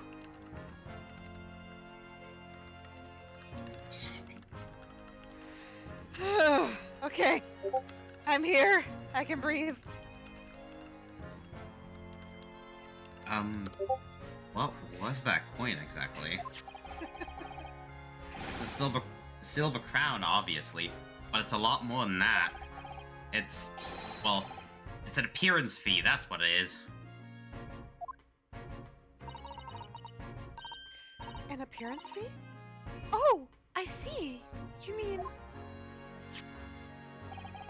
That's right, for the adventures of Herlock Shoals. Her ladyship always offers me a little financial reward for featuring me. Every time. Yes, yes, of course. I know all about your exploits, Inspector. I read them avidly. Of course, or using my name without my say-so makes me the butt of a lot of unpleasant jokes, but still. I am sorry, Inspector. That must be difficult for you. Never you mind that. So, what do you want to know then, eh? Sorry? Tell the gentleman in black whatever he wants to know. I trust that won't be a problem, it says. Well, obviously it's not a problem. Go on, fire away. What do you want to know? Damn. We know it's kryptonite. Got it. Nice. Well, specifically from Lady Wilson. Anyway. Well, if you wouldn't mind, Inspector. We'd very much like to know the address of Mr. Natsume's lodgings. Ah, that little knife-wielding mustache Japanese fellow. He lives in at a right old hovel. It's just over there, look. Oh, it's that one! Hello. I was wondering if that was the place. Okay. Hello. Hey, Sina. What do you want, Sirius? Äänekäs pentu.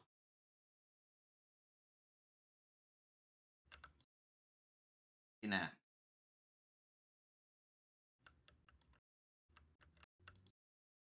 Niin. Sori, mut ei nyt syli. Mutta kun syli. Ei nyt. Mutta Syli. What's the matter? Syli on hauska ja lämmin. Mun syli on nyt aika lepsukas. Lämmin. Okay, now I'm curious.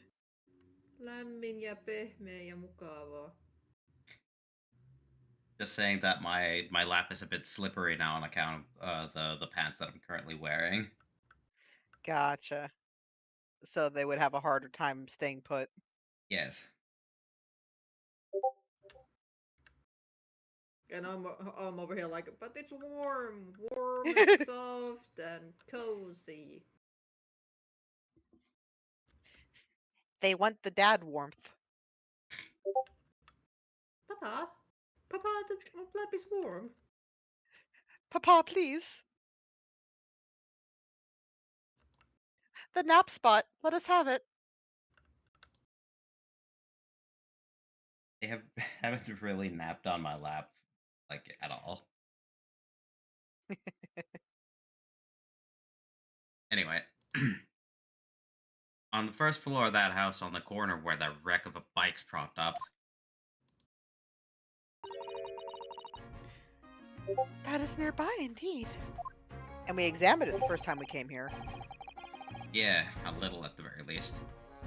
If I remember rightly, the landlord is a Mr. John Garideb. Gardeb, yeah. Right, well, if you see her again, you make sure you give her ladyship my regards, you hear? I mean it. You tell her that Gregson sends his very best wishes. Don't worry, Inspector, we will. Goodbye for now, then. And long live her ladyship.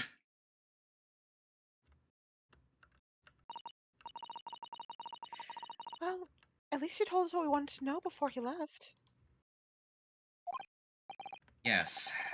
So then, shall we go and see what we could find in Mr. Natsume's lodgings? Okay, I am gonna take a trip at this point. I am Okay. so fucking tired. You do what you need to. Yeah. Hey. Catch you Thank you for later. stopping. Yeah, thank you for your help. I hope you rest well. I'll have to check the board later. Bye. Yeah. Bye. Bye.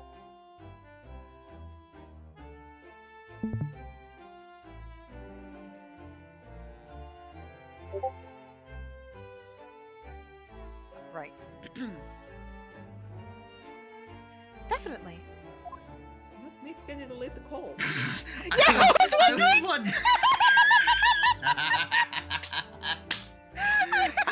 Maybe it's a little bit of lag or something on our end. I'll just keep going. I was also wondering. When he dropped out, I was waiting to hear the blip of leaving to say, and there Yeah, he goes. I heard the yeah, I heard the stream leave. I'm like, okay, so he'll drop from the call soon. I guess maybe there's a lag. It's fine. I'll just go on. God bless. Oh my God, Yogi. I know you're gonna be looking at this later. We love you, man. That was really fucking funny. He's looking at it right now. You're fine, Joey. You're fine. You're fine. We love you. You're fine. Oh God. You have a good nap now, bro. Whew. Yep. Good night. I hope your brain feels better. Oh God. Okay. Let me grab something really quick before you progress. I just want to have. I need just a little bit of food. I'll be right Got back. it. I'll take a. This is then a refreshments and bathroom break. So do what all you need to do. Yep.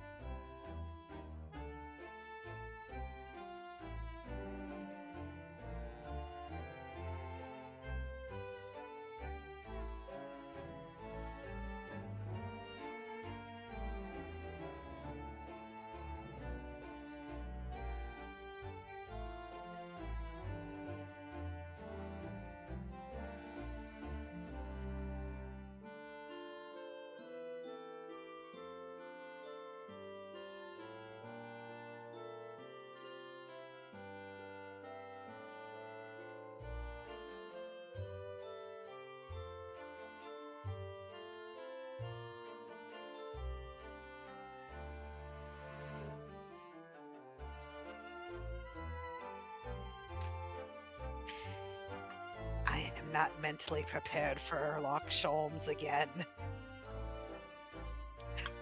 I need your strength. I need your strength, chatters. We gotta get through this shit. The Voidlings must come together.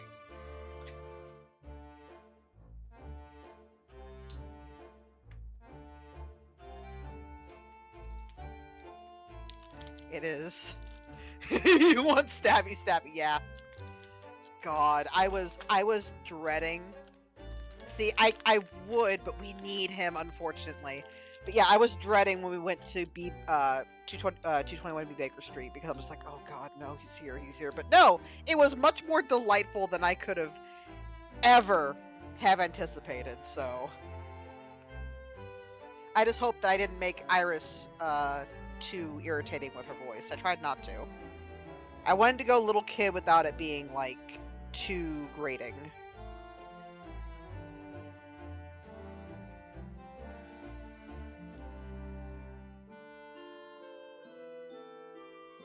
And we have a rare appearance of Sirius in the background, just strutting his way across the floor. What you doing, buddy? Where's your adventure taking you?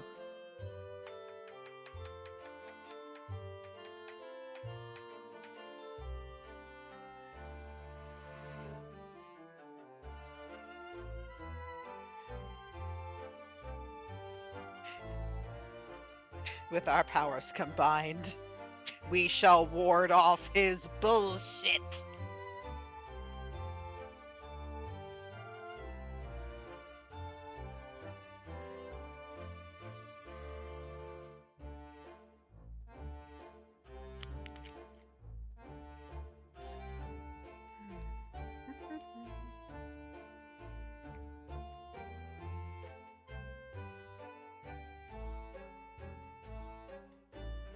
I thought you were gonna say with our powers combined, we're gonna punch him in the nuts.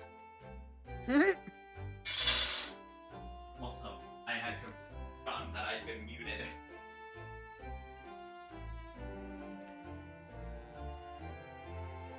That was I apparently could not be heard.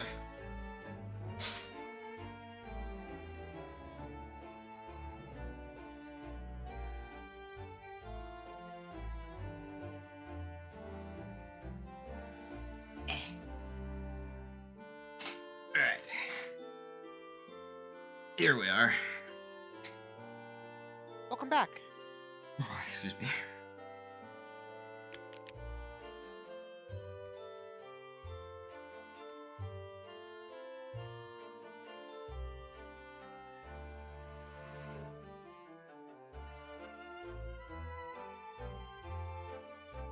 There we go.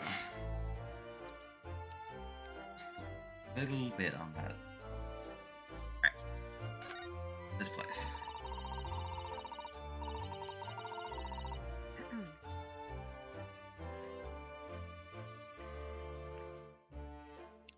Excuse me. That's a rather typical brick building, isn't it? I'm sure it has a long and interesting history. Well, time certainly seems to have taken its toll on the place. It's crooked and sagging all over. In fact, it looks decidedly in decidedly worse shape than the other houses around here. According to Inspector Gregson, that's the house where Mr. Natsume has lodgings. Just across the road from where the incident took place, I see. Must be awful for Soseki-san getting caught up in something like this in a foreign land. Right, now to move into the house. Yeah, see? Again, who would commit a crime right next to where they live? Yeah. Alright. Especially like that. That makes no sense whatsoever. Yeah. This is an interesting looking place. Mm-hmm. It's obvious he did what he could with the little he had, I guess. But also... Hello. May I help you? Ah, yes. Would this be the residence of Mr. John Garadeb? Indeed it would, sir. And whom may I say is calling? My name is Ryunosuke Naruhodo. Mr. Naruhodo is representing Mr. Sosuke Natsume. I believe he takes lodgings here.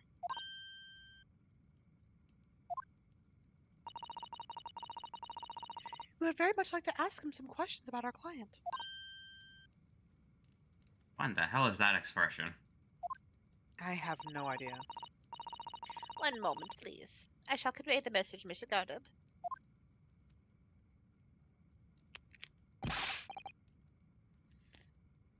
Did you see that, Mr. Sato? That was a real-life English maid!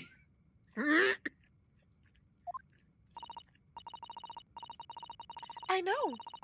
As I understand it, anyone of standing in English society employs a number of household staff. But that was the first time I've ever seen one in the flesh. Oh, this day keeps getting better. Susato. It certainly feels like we've really arrived now, doesn't it?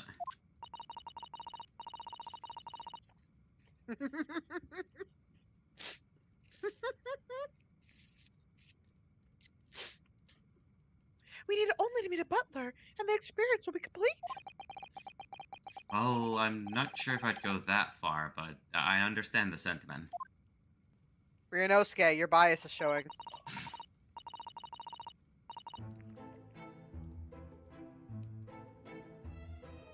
Thank you for waiting. Mr. Gardeb will see you now. This way. Wonder...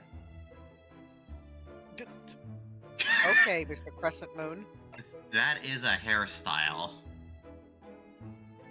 But also, that right there caught my Yeah. eye. I see that, yeah. Look at that enormous screen. It must have been put there deliberately, surely.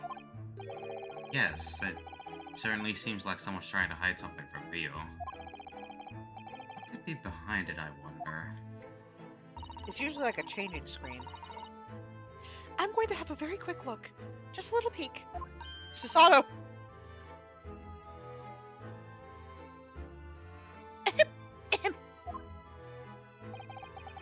Maybe let's not, Mr. Sato. I think the maid is going to... Excited. I think the maid is going to head us off with a cup of tea.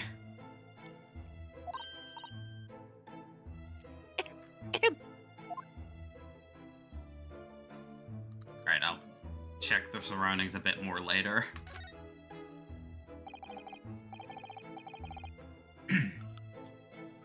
Good day to you. John Garidev at your service. Pleased to meet you, sir. This is Ryunosuke Naruhodo. He's a defense lawyer. Do excuse me for not getting up. Took a shot to the knee a few years back in the Battle of my Wand, you know. And a medal for my pains, but had to withdraw from service. Handed over the reins to the up-and-comings. So he's a retired soldier. It's a hell of a job getting up and down the stairs now, I can tell you. Don't get out much, as you can imagine.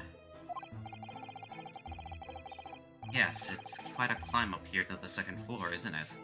I was panting at the top of the stairs.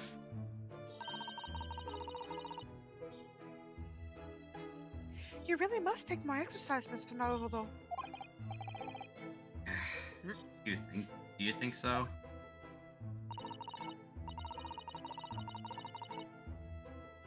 Well, Mr. Gardeb, no doubt you were very courageous to earn yourself a medal. Rose got triggered by stairs. Sorry, No. Rose. Oh, it was nothing. The medal's just a folderol, really. Wouldn't like to offend the general, though. So I grudgingly displayed it on the wall. Why didn't you fetch it down, Joan? Let these good people see it properly.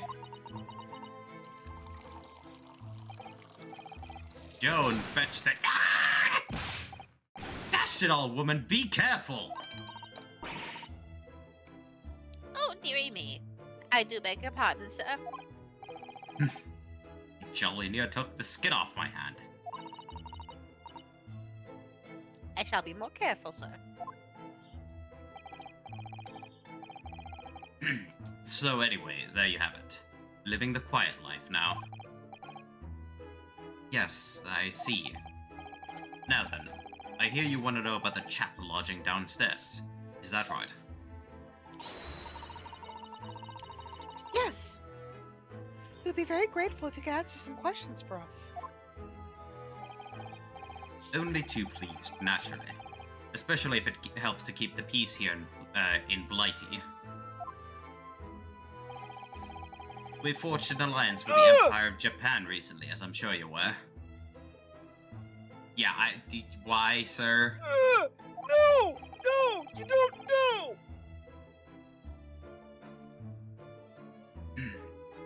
So this case is very much in the public eye, as it were.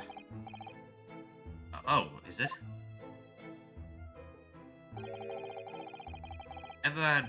Even had some famous detective poking around, you know? In this old house, would you believe? Yes! Mr. Herlock Sholmes! Could have been. Didn't catch the chap's name. Not really my cup of tea, that detective business.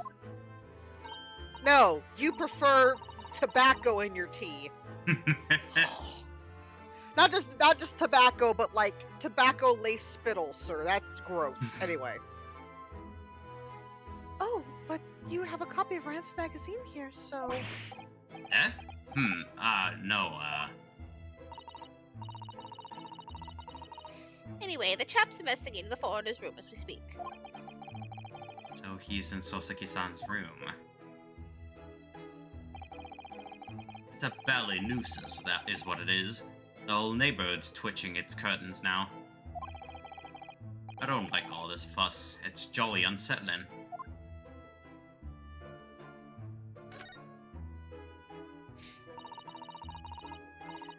About Mr. Natsume then, Mr. Gardeb. Please, do tell us. Ah, yes, the Japanese chap. Only been lodging here for a week. Oh, just 1 week? So he moved in very recently then.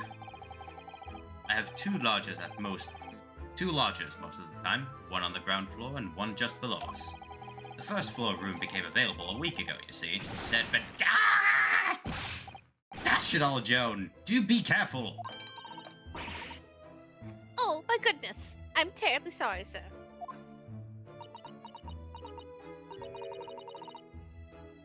If you want to know my opinion,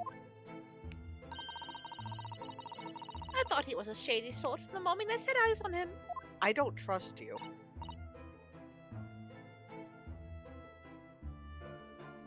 The both of them, I'm getting vibes from both of them, but her the most, but we'll see. Oh? Why?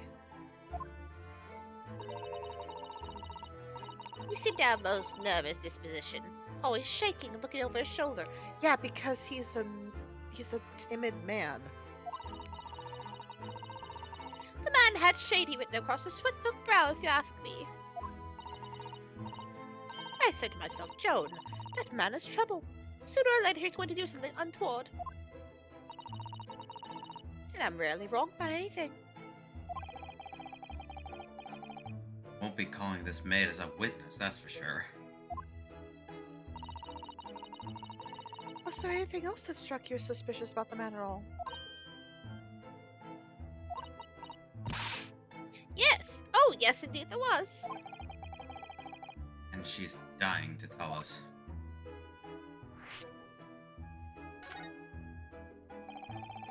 Had you noticed anything else at all about your lodger, Mr. Natsume? Oh, my word, yes! The man was shadier than an orchard. Could you elaborate?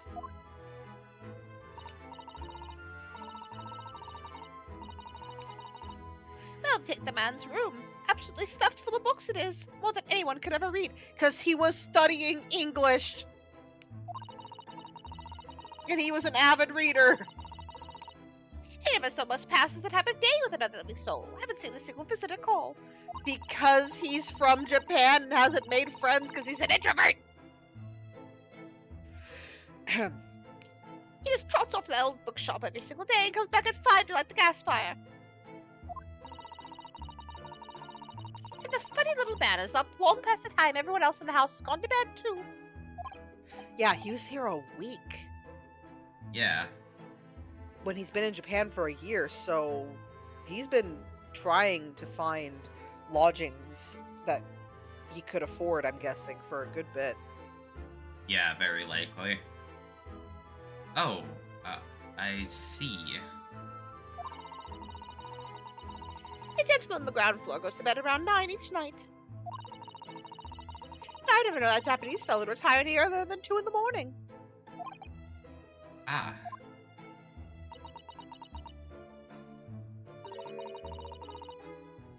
Could you clarify something, I wonder?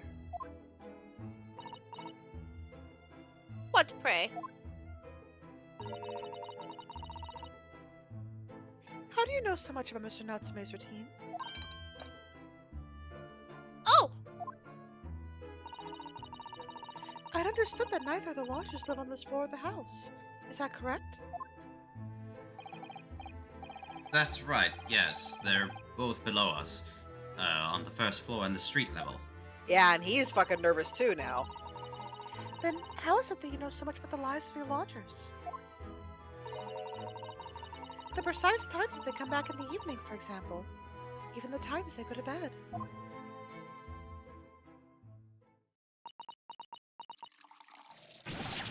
Ah! Good grief, Joan. Be more careful, woman.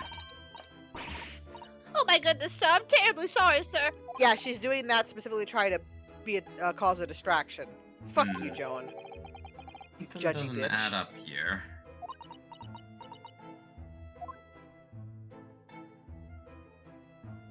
Something definitely Fuck doesn't you, add up. bitch. Yeah. So I was right. They've had sussy vibes since the start. Fuck you.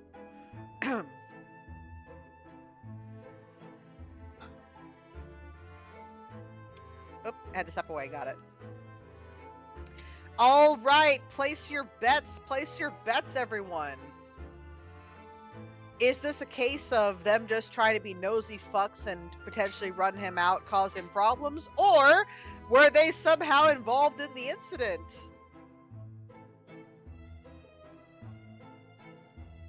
We shall find out pretty soonish. I Especially think. because this guy is an ex-soldier. Hmm. Alright.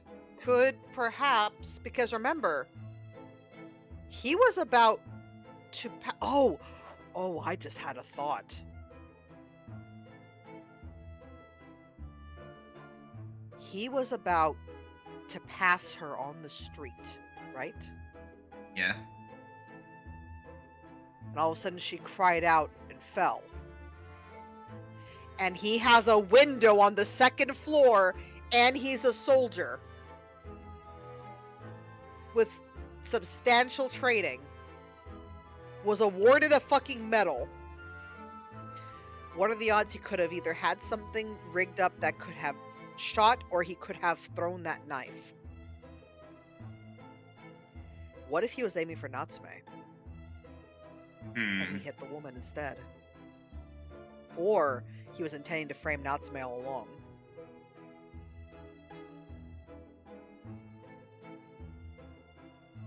Those are To get him definitely out of- theories. Yeah, to get him out of the lodgings so it could be open for someone else. Hmm. Well, we won't know until, Much later. But yeah. it's just something that I have been musing, like, oh, ex-soldier, huh? I see the window. And he's got a cannon. Yeah. You'd think that it would have made a noise, though, unless he found a way to really muffle it. But even then, I don't think the cannon was used. But, well, okay, but there is charring on the floor, so that is also possible. That does happen after cannon fire.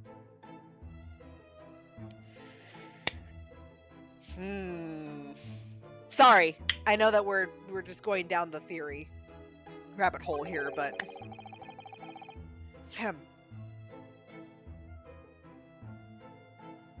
It seems the incident took place at around 5 in the evening.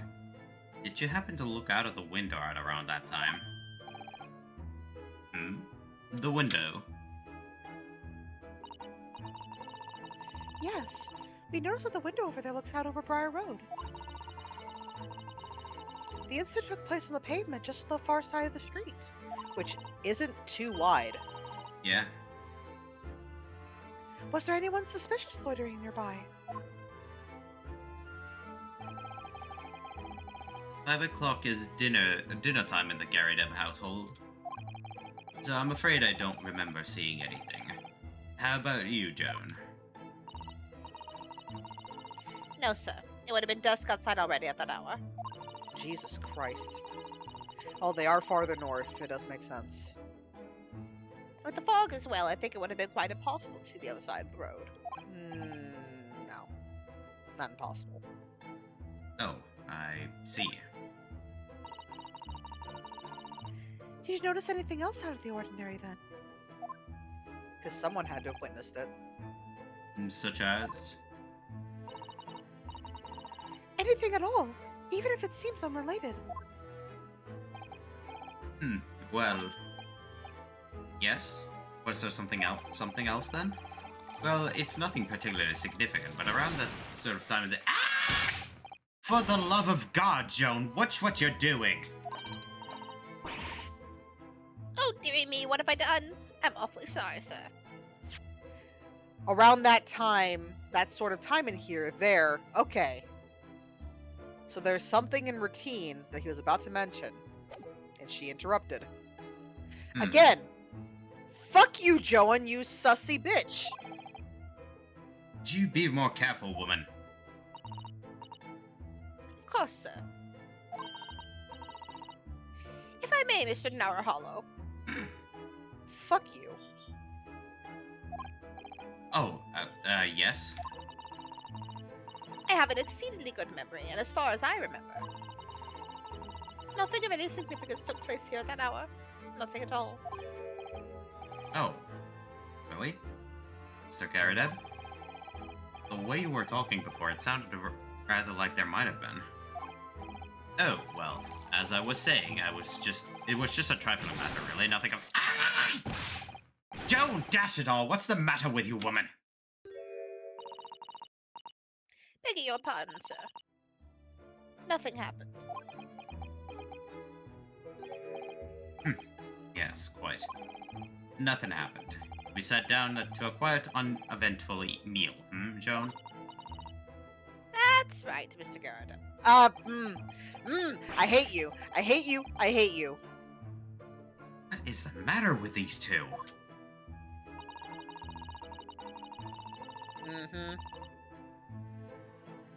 It sounds like something happened here in this room on the evening of the incident. But what? Hang on. Notice that brain cell? Oh, yeah, Propose. I see it.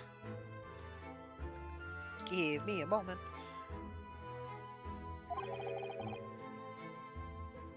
I wish I knew.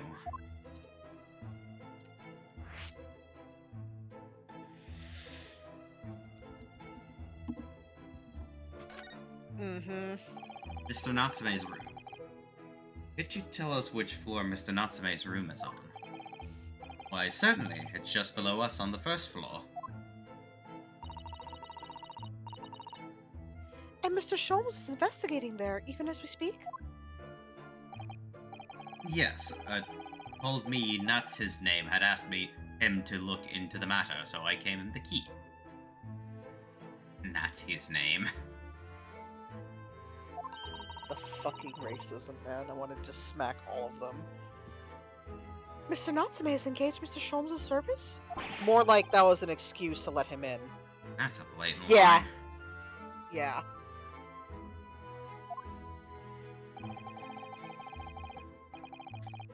Would it be alright if we also had a look around? In Mr. Natsume's room, I mean.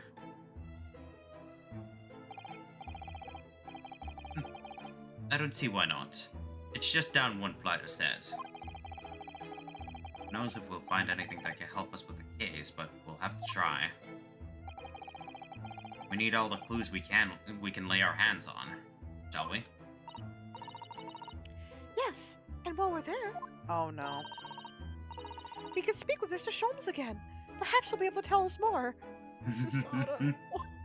Susato. Why must you doom us this way?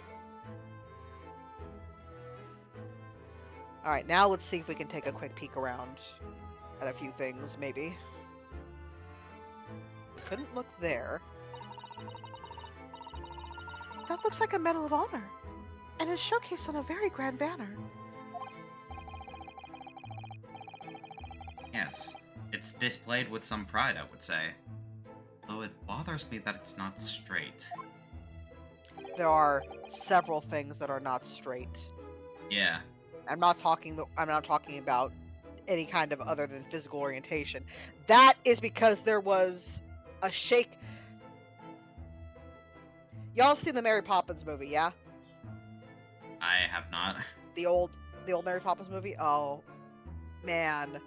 So, whenever the Admiral at the top of his house would fire off the cannon to signal a certain time of day,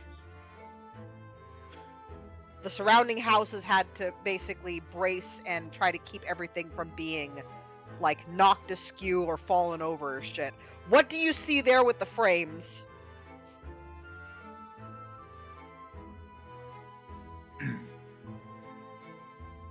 What, that old thing? Sorry? I should be glad to see the back of it, but the General would turn in his grave if I disposed of it. The wall's the best place for it. Keeps the bally thing out of my way. So it's just been polished to shine by accident, I suppose.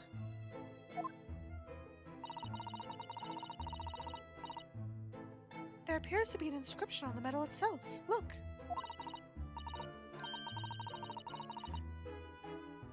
Let me see. It says, "For distinguished participation."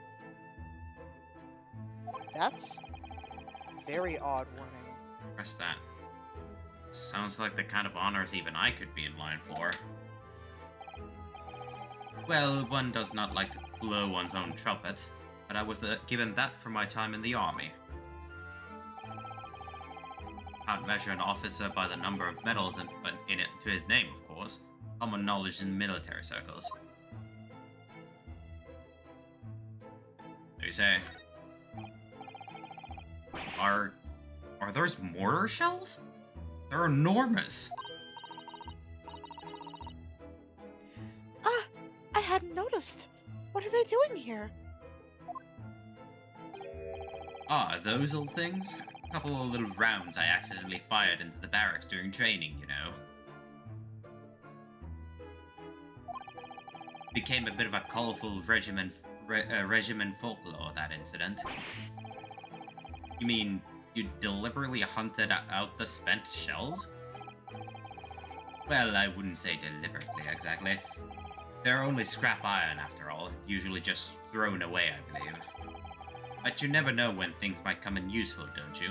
Or do you? Useful for what, exactly? Yes, well... Joan here did manage to knock one of the bally things on my foot the other day while she was dusting.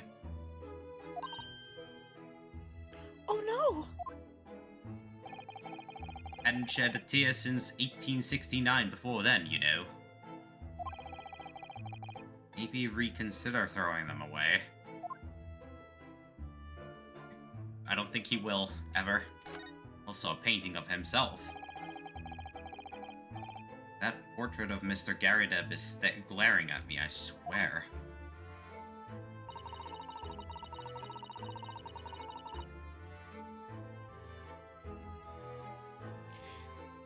Here we go. Have you noticed that all the little frames contain photographic prints of Mr. Garrideb as well? Yes, and there seems to be a statue of a lion on the mantelpiece as well. Yes, seemed to come back from the local pawnbroker with that little trinket. Seemed to come back? What do you mean? The chap who runs the place is a bally wizard. Went went in to sell him something and came out with that thing. In point of fact, now that I think about it, I rather often find myself leaving the place with something I don't need.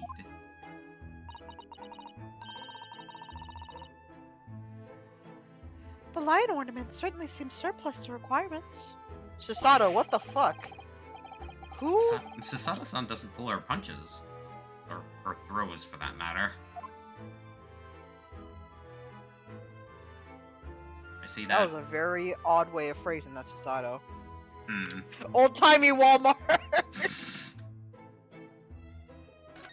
I see that uniform, though it's definitely not quite as aligned as it should be. That uniform looks fairly ancient, doesn't it? It's clearly been well looked after, though. Yeah, but the saber is off-kilter. That old thing? Ah, not much better than rags, really. No? Wore that ceremonial garb at my retirement bash, you know? But I'm not one for dwelling on the past, me. Would have gladly thrown it out, but you know how it is. Anyway, doesn't hurt to have the old piece of memorabilia lying around, does it? Oh, I see. Perhaps we should just leave the past in the past. But we need the past to know the present! Here we go, the cannon. That's a full-sized cannon! What's it doing in here?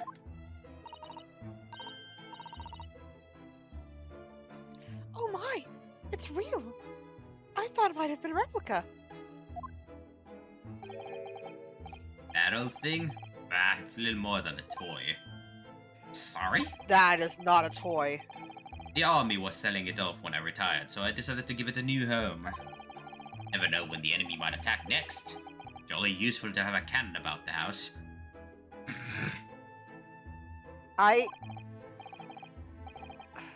Really? It isn't overkill? Be prepared, I always say. You never know what this twisted world is going to throw at you next, boy.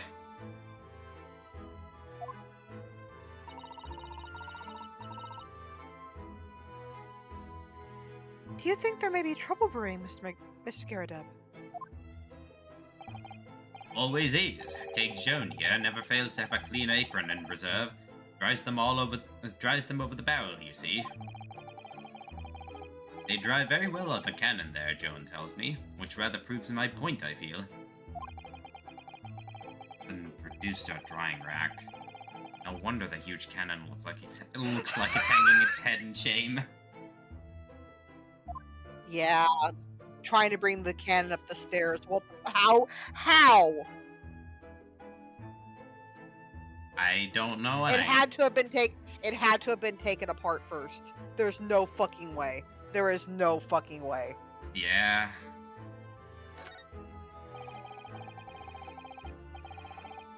I notice you have a pile of books here, Mr. Garrideb. Do you enjoy reading?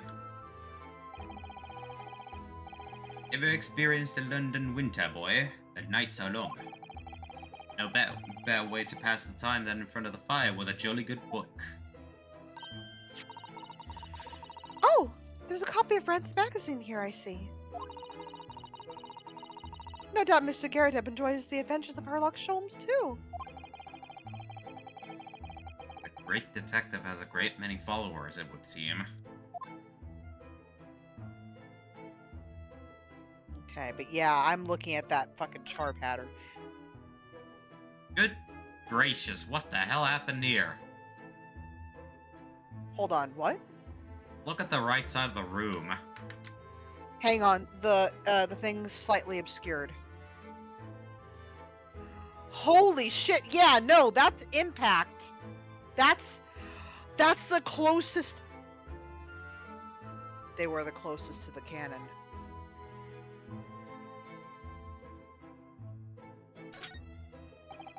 I bet you anything. Look at this crockery on display here. It's rather unusual, isn't it?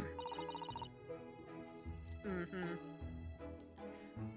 Oh my, a genuine London dresser. Isn't it delightful? Susato. Although the shelves seem to be broken and the crockery is... Oh, that's I'm the sorry. Susato. I am... No, Oh. no, you finish this. I'm grabbing Renosuke's next line. Oh dear, it's in pieces. It really is. The word cracked wouldn't do that Chinaware justice. Ah, I wonder. Perhaps the cannon was fired at it. Eh! Yes, probably something like that, but let's not delve too deeply here.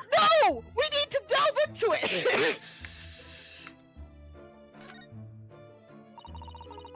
Candlestick's missing.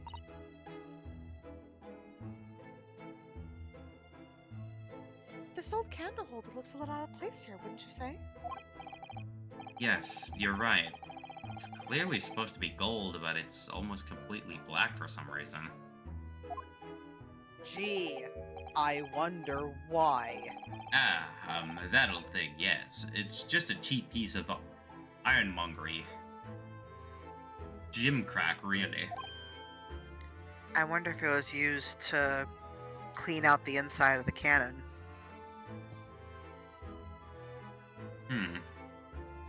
Oh? Used it when I was studying, don't you know? For my commission. I know it's old, hardly worth hanging on to, really, but, well, it has its uses sometime. I'm sure it does.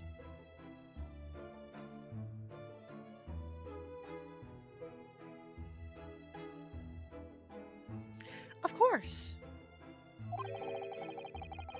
Does everything in this room have some elaborate story behind it? There are memories, Mr. Naruhodo. Memories. Sure they are. Hi, Courtney. Hello. Oh, look!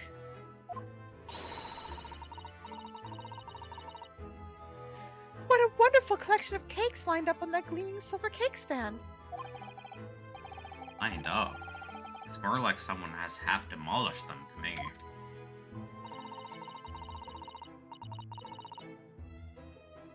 Hang on.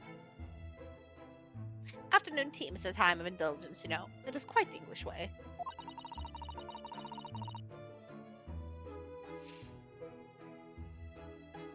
It is Mr. Garadub's custom to take 2 cakes with his tea.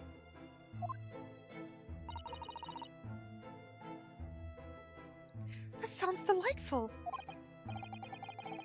Oh. Wait a minute, though. There are at least 10 cakes on this cake stand. Well, naturally. And it would never do to waste leftovers. So whenever Mr. Garadub doesn't eat, I say to myself, Joan, you shall have to tidy up. How magnanimous of you.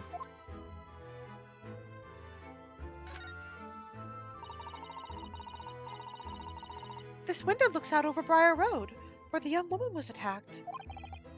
Oh, yes. I can make out the policeman on the far side of the road investigating the crime scene.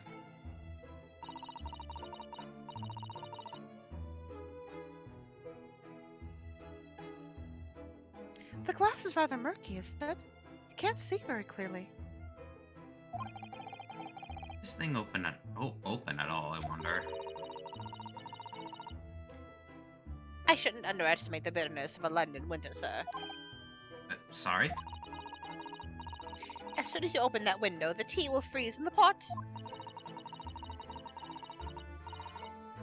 No Londoner will go opening windows at dusk in the middle of winter, I assure you. It seems very unlikely that these two would have seen anything of the incident then.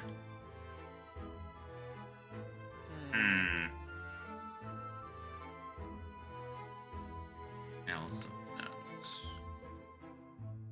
Doesn't look like there's anything else of note here. I suppose it's high time to start moving to... Not amazing. To finally meet back up again with the Jolmes. No!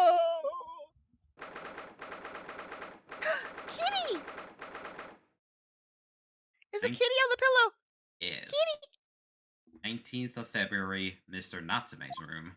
That is a fuckload of books, goddamn.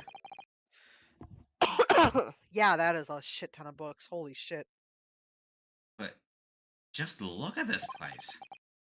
And smell it. It's so musty in here. I suppose it's the mountains of old books that are responsible for that.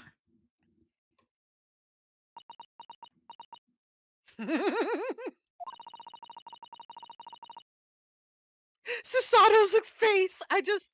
I have to take this in for a moment. It looks like she's giving the most bombastic and startled of side eyes, like, what the fuck? You know? Yep. I don't think I've ever seen so many books in all my life. No, me neither. It's so dark in here, So too. fuck. Sorry, I almost read that. Is that the window over there? Well, it was the window, I think. Yes. Once upon a time. But for some reason, it's been closed up with bricks and mortar. So this is where Mr. Natsume lives. By the way,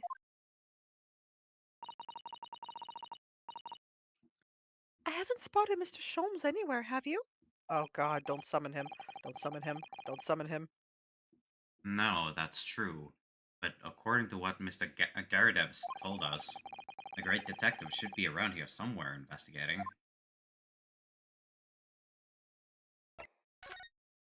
He's gonna show up while we're looking around, I bet you anything. Sholmes is under the cat! Meow. Kippy. And there he goes. Oh. Oh my! What an adorable little cat! Perhaps he's looking after all the books while his master is away. I don't know about that. He disappeared into the pile of books as quick as a flash. Real quick, Yes? sorry. When we get a chance to look on the room again, can you see if you can highlight that uh that red kind of panel behind the book pile to the left? You see what I'm talking about, right? It's got like a lock on it? Yeah. Yeah. I'll see if I can. That Okay. was a tricolor Mike, wasn't it? Mika. Mika. Did they even have that sort of cat here in Great Britain? Perhaps Mr. Natsume brought the little creature with him from Japan. That's made me feel homesick now. Oh, I'm sorry, Mika. Already? You've only been in the country for 2 days. Yeah, but you traveled for a while. Yeah, you've been on the seas for like ages. Okay, let's see if we can. Yeah, I don't know if it's actually the panel or just the huge ass mountain of books in front of it. Okay. Look at all those books stacked up there. They almost reached the ceiling. They're all works of English literature, and they all smell so musty. With this volume of books to hand, you'd never be short of reading material, would you? No, what a dreamy idea. That dream, maybe. Me, at least. Mind you, I don't imagine the book that's at the bottom of the pile now will ever be read again.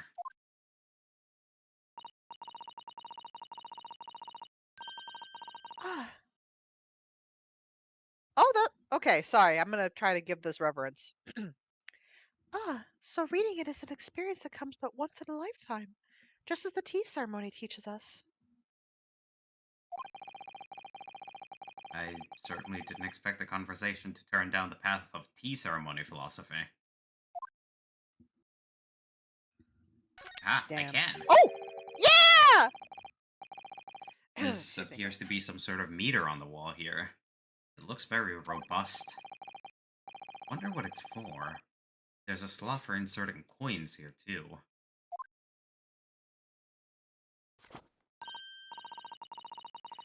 Ah, believe that is the gas meter, Mr. Naruto. A gas meter? Yes, it seems there is piped gas in this district, which consumers pay for by putting coins in the meter. Huh. So, if we were to put a coin in the slot, That will be enough gas to use the lights in the gas fire for the whole night. so if you're too poor to have a coin, you'd have to spend the night in the dark and freezing cold. That's right. As would a rich man who only carried crisp white notes. Urgh. London is a scary place.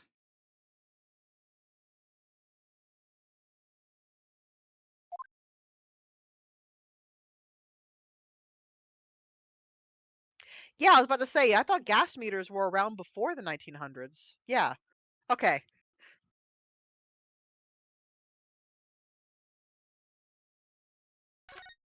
Okay.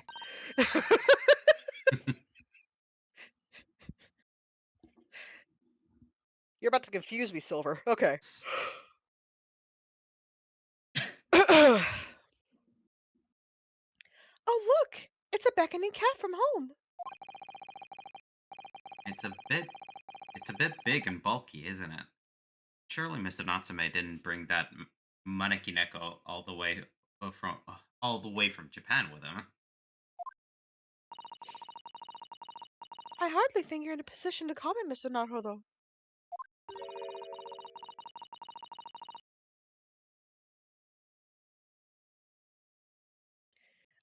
Not necessarily, because it wasn't a misspelling. It was just the wrong date. That's a little different. Anyway. Are you forgetting the enormous Dharma doll that you brought in your luggage? To drama doll. Mm. Okay, but it was a misread.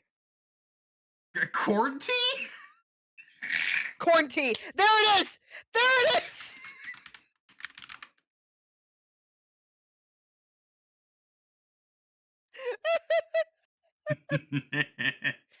It's only a matter of when, not if. Yup.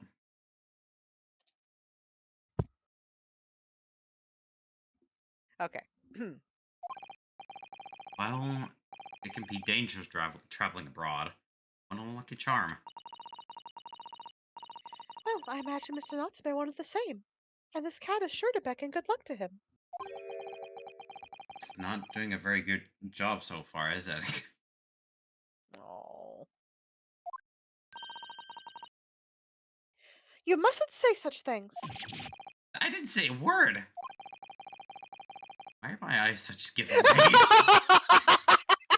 Yeah, basically, my dude, you have not a poker face to save your life.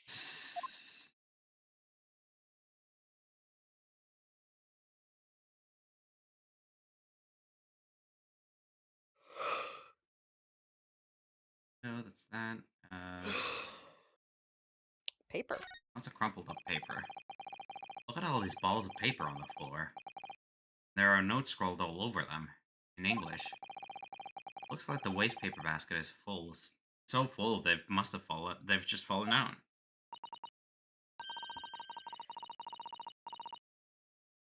I think Mr. Natsume must have been deeply immersed in his research, don't you? Or so deeply averse to tidying up his mess.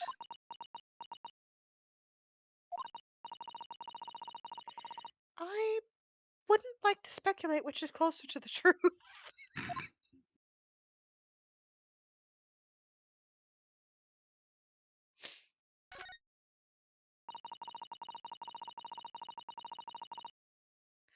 That desk seems to be wedged into a crevice between the mountains of books on either side. I suppose Mr. Natsume would sit there and read while stroking his cat. But surrounded on all sides by these towering old tomes. Surely he dreamt of books every night as well. Yes, he must have done, mustn't he? Oh, what's this?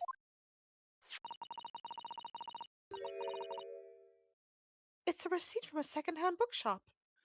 Your books. Oh, yes. Mr. Natsume's name is on it, look. And the date of purchase... 2 days ago at 4:45 p.m. So that's where he was when he was walking home. Yep, that's the day of the incident. That's just a short while before he was embroiled in the terrible attack. He must have been on his way back from buying some old books. And depending on how many he had with him, it's very possible he didn't see anyone else because he also had the books obscuring him. Yep. Let's see if it contains that specific information. Customer Mr. 3. Natsume, the sum of 2 shillings tendered in the receipt of the picture of Monsieur Lecoq. Lecoq? Lecoq. Okay. A meal for Gabriel and Canterbury Yearnings. So 3 Okay. books. So it's like 1.5. No, not 1.5. It's like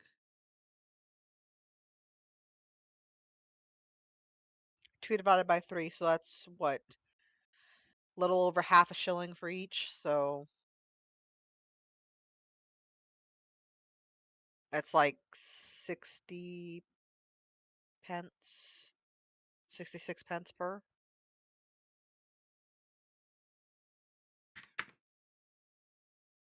yeah. Well, so yeah.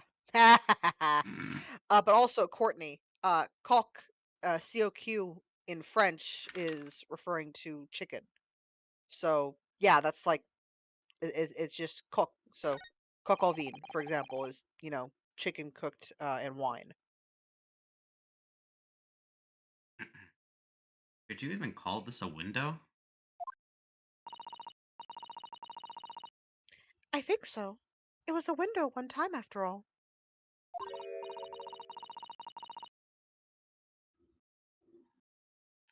Although all that remains is a frame around some bricks now. So really, it's just a wall then, isn't it? Oh, why would anyone deliberately brick it up like that?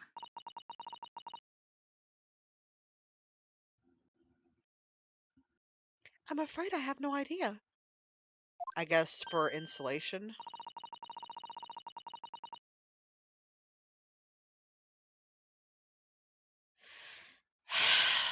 Sasato. Ah, perhaps Mr. Natsume painted the brick design on in a fit and flimsy. Ugh, that's alarmingly feasible. Anyway, whatever the reason, the lack of ventilation in here makes the place very oppressive.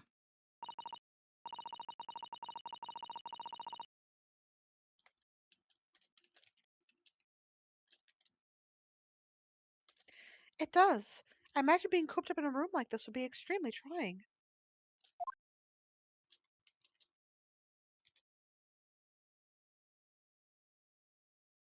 I have explored just about everything that this side has to give. Oh boy. There he is. Motherfucker! I was hoping he was at the bookstore and we just run into him there. No, he's been reading a book this whole time, you bitch. Yup. Hate you.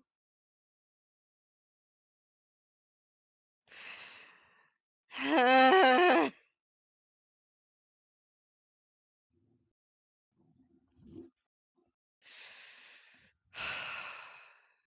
mean, he's kind of cute. No! Just wait. He's a menace! Just you And wait, not in a Courtney. good way. Ah! Look, Mr. Naruto! Susato, don't be so excited. Aha! There he is. Where did he appear from? Also, don't put the the fucking candlestick on the... Don't put it on top of another book. What's wrong with you? I don't think that was Mr. Sholmes' fault. Still.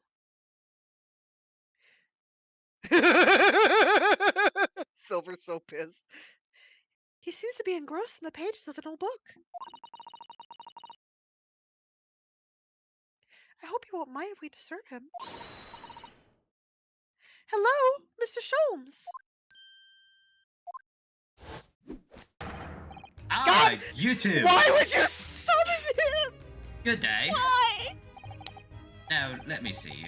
Where was it? Where was it that we met? Oh, Mr. Sholmes, we were together on the SS Burya. Yes, of course, the Buria. And let me see. What happened on that voyage? It was Kazuma Asagi. He died. Tragically. But you were a great help to us. Ah, yes, but of course. The case of Mr. Asugi. It was the one with the snake, wasn't it? No! It wasn't the snake at all. I hate it here. I skipped over Sasato's reaction, sorry. Oh, can you It was go just a back to the simple O. transcript? Oh! Sorry, but yeah. Yeah, it's fine. Well, you seem to remember some of it, at least.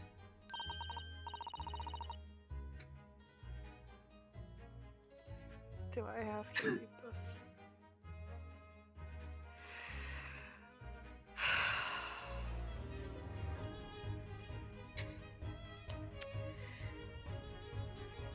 What an honor to be remembered vaguely by the great Erlock Sholmes!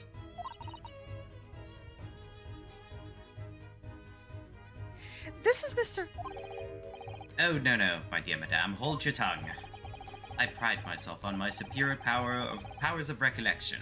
Your names are all safely recorded in my brain. Oh my god! No! No! No! No! That's not how you spell neutered either! Not heard. Aspire.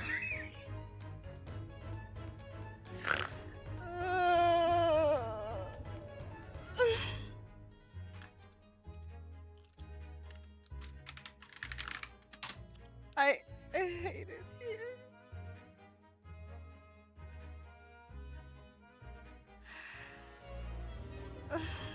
Yeah, coming from here it hurts. I know, just. Miss Naruhodo and Mr. Susato. Oh my god. No.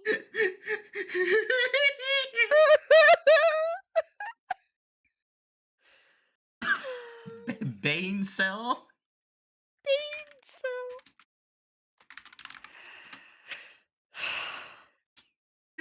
I mean, Mr. Sholmes is a Bane cell after all.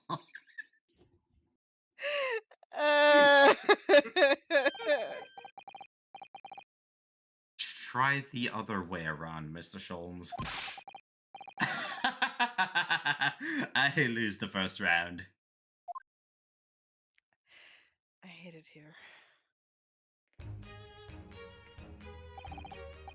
In truth, I had hoped to invite you both to my Baker Street suite the day we arrived in London. The day we arrived in London. But some Scotland Yarders ambushed me at the railway station and whisked me away to a crime scene. It was an entirely trivial case, because I solved it in no more than 30 minutes. Solved the matter in no more than 30 minutes. No, you didn't. So they apprehended Soseki-san in that short of an amount of time? I'm afraid the pursuance of a new case has dulled my recollection of the past involvements a little. A little? It is a mistake to think that one's brain attic has elastic walls and can descend to any extent. Distend to any extent.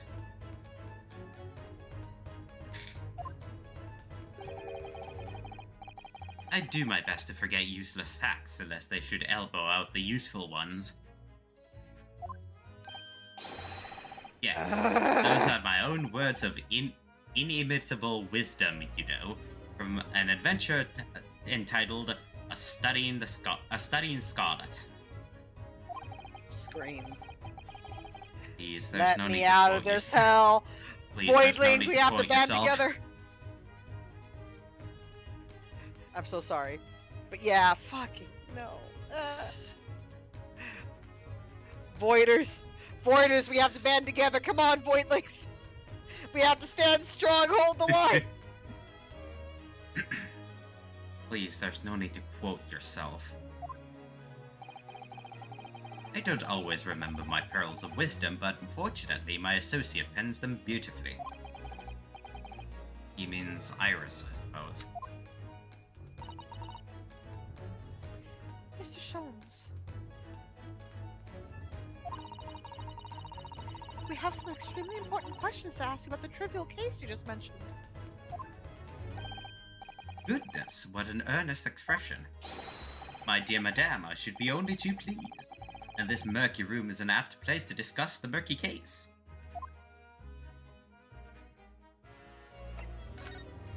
I've examined everything I can in this room, so let's get to Natsume's arrest. Absolutely. We know this to be the lodgings of a Japanese foreign student by the name of Soseki Natsume. It seems that you assisted in his arrest, Mr. Sholmes, for the stabbing of a young woman outside here on Briar Road. Natsume. Yes, I believe it was a name rather along those lines.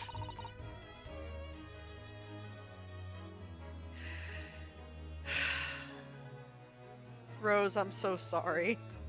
I'm so sorry, Rose. Yep. Yep. Iris Wilson.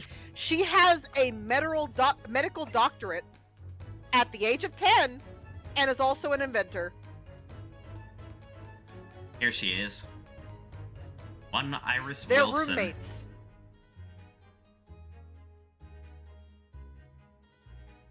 Age 10, lives in an apartment as a roommate to one Sherlock Sholmes, and has a degree in medicine and authors the Randst magazine, which hosts The Adventures of Sherlock Sholmes.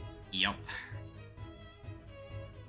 Real quick, can we look at the maid and Mr. Garrett?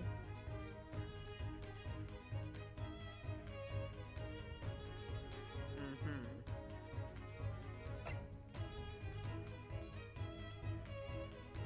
46?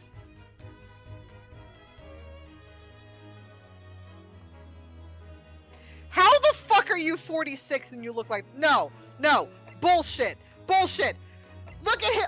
Look at this motherfucker. He's 52. Look at him. What were you doing? No. What what did you consume? How much cocaine did you take, sir? How much opium did you take in? That is the only reason. There's no fucking way that at 46 you look like a fucking prune.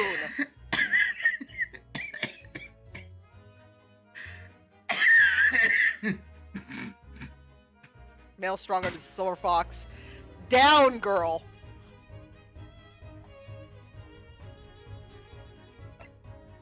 Right, and Sholmes is 34. Yes. At least he looks somewhat his He age. does, yeah. Like I'm like, you know what? I can believe 34. I can. He definitely looks on the younger end, but it's still in the ballpark. You're just like, yeah, I can see that.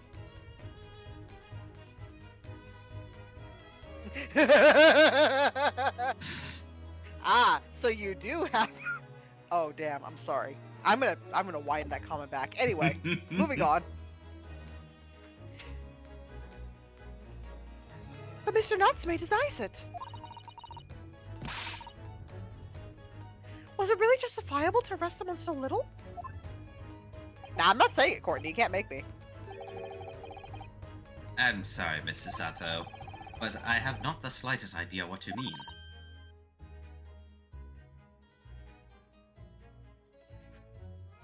What?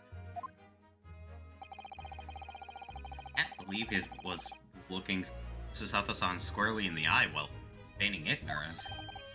I assure you, I'm not merely feigning ignorance. It would appear as if the pair of you are under some misapprehension. Oh? How? I assure you I have no recollection of accusing your stupid compatriot of the crime. But that doesn't make sense. The good detective of Scotland Yard made the following request of me, and I quote verbatim. We need you to ascertain the identity and whereabouts of a man fleeing the crime scene. Ah, a man seen fleeing. There were a number of books scattered on the pavement at the scene. From the book plates, I was quickly able to determine the bookshop from which they had been purchased. On speaking with the proprietor, I was immediately led to this address. Elementary, wouldn't you say? I believe there is a receipt around here somewhere from the establishment in question. So you don't think Mr. Natsume is the culprit, then? That I could not tell you. But it was aggravating my faculties, hence why I returned here. However, this place is such a trove of fascinating books I found myself quite lost in bibliophilia.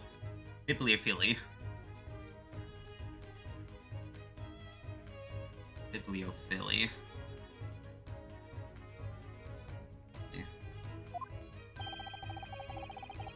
Do not be deceived by believing that I am a man of leisure. No.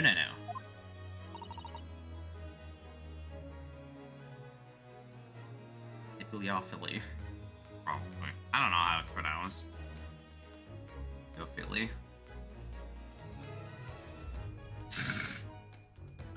I think it's just a There you go. interesting shortening of bibliophilia. Yeah, bibliophile. Yeah, basically, so just a great love of books. Yeah. Specifically words, but yeah. Anyway. Oh dear.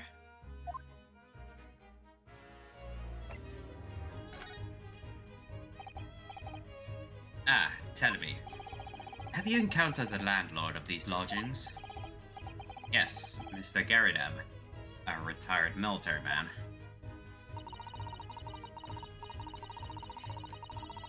It was the first time I've ever met a soldier from the Great British Institution that is services. And it was the first time I've ever met a maid from the Great British Institution that is service.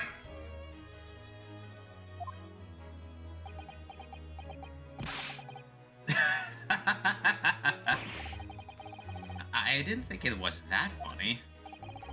I do apologize. As you may well be aware, many households in London employ a maid.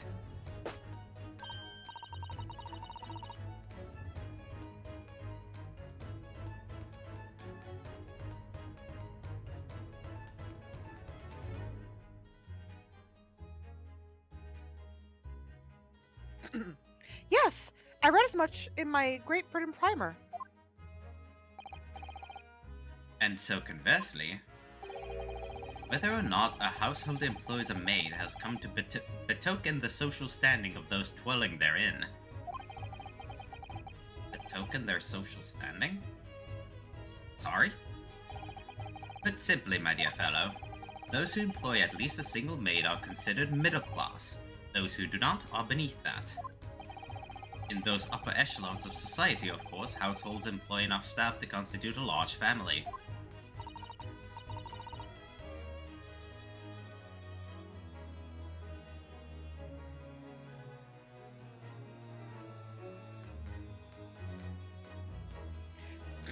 Goodness, how extraordinary. As you can appreciate, for those on the precarious boundary between the middle and the lower classes, being able to afford just one maid is of the first importance. I had no idea. And it is for precisely that reason that I find great stimulation in the situation upstairs. Specifically in the retired army veteran, Mr. John Garideb. Oh? Affable as he is, the fellow is hiding something. Sorry, Silver. Just be careful, okay? You are sick. A hot toddy is an alcoholic mixer. With it's also with tea, if I remember correctly. Probably. I wouldn't know. Whether or not it imposes on the circumstances of this case, I am as yet unable to ascertain. I'm thoroughly lost on what he means to say. I'm not.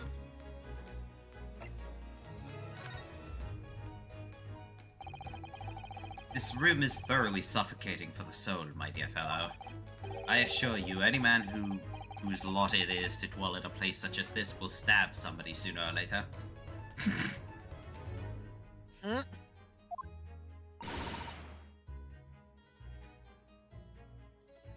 Mr. Natsume has stabbed no one. Ah, but sooner or later, as I said. I don't believe that's the issue here. About this dark little room, Mr. Sholmes. Why is there no longer a window? Do you have any idea? No window? Well, I mean, I can clearly see that there is a window of sorts. But it's been completely blocked with bricks. Ah, I see. The answer to that question is quite simple. Window tax. Yep, there it is. There you go, Silver. Acknowledgement of it. Window tax? What is that? Surely not a tax on windows. Precisely that. Oh my goodness. Until relatively recently, a tax was levied on households in this country by the number of their windows. Those of lesser means, having inherited a sizable and costly family home perhaps, rapidly closed windows up. While the rich opened windows here, there, and everywhere, in an effort to curry favor with those in power by furnishing them with large sums of tax money. How awful and unjust! Forcing people to live in rooms devoid of light. Indeed, disease was rife as a result. For some 40 years or thereabouts, some 40 years ago or thereabouts, the window tax was abolished. But its legacy remains, as you can see. This squalid lodgings, in squalid lodgings such as these, for example. 40. 40.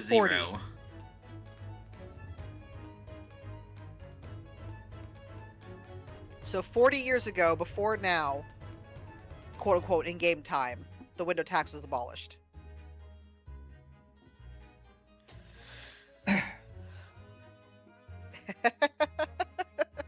I'm sorry, man. Dude, this is not a game.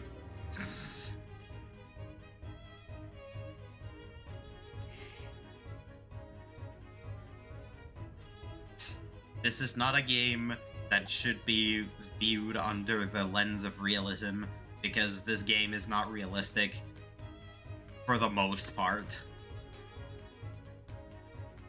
Also, that would make it 1891 silver, not 1931, because 40 years. Anyway, moving on. I suppose Mr. Natsume's stipend for living here in London isn't very generous, perhaps. It would appear so. I've done a little digging, and discovered that these lodgings were offered at an extraordinarily low price.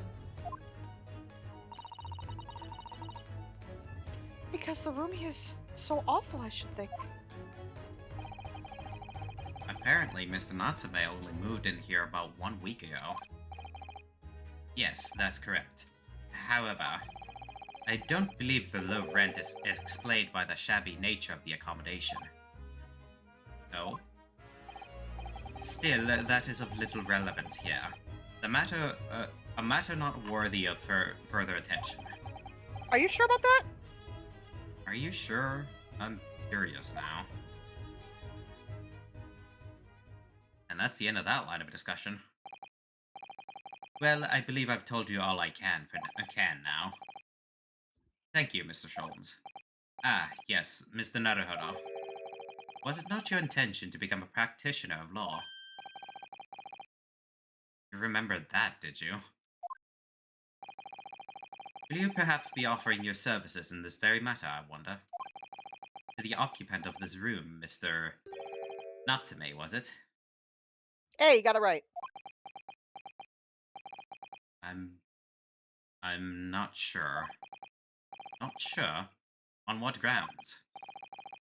Well, I actually defended someone in court here only yesterday. Really? Well then, I congratulate you, sir, on an ambition realized, and so promptly too. The thing is, it's really made me question things. Am I right to believe in my clients?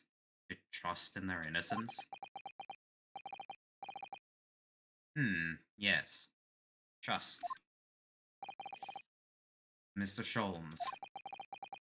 Mr. Natsume didn't do it, did he?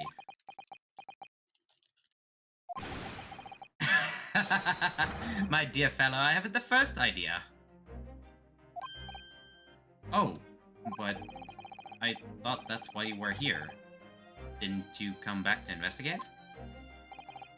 Ah, yes, that was indeed my initial intention. But there are simply too many fascinating books here. I couldn't possibly ignore them. God damn it, Sholmes. Oh, I see. Nevertheless, there are two facts I can state quite unequivocally. Unequivocally. Unequivocally. Unequivocally. The man who fled the scene of the crime 2 days ago was the Japanese occupant of this room, and there are witnesses who swear to having seen the same man commit the crime. That is all I can say. Ah, and one more thing. Oh, what is it, Mr. Sholmes? Tell us. I cannot say with any certainty whether or not it is of relevance to this case, but I am quite sure that the retired army man who owns this property is hiding something. Yeah, we picked up on it too. Yeah. Mr. Garadeb is? Mr. Sholmes said as much before, actually, didn't he? Anyway, at present, that is really all that plays on my mind in relation to this case.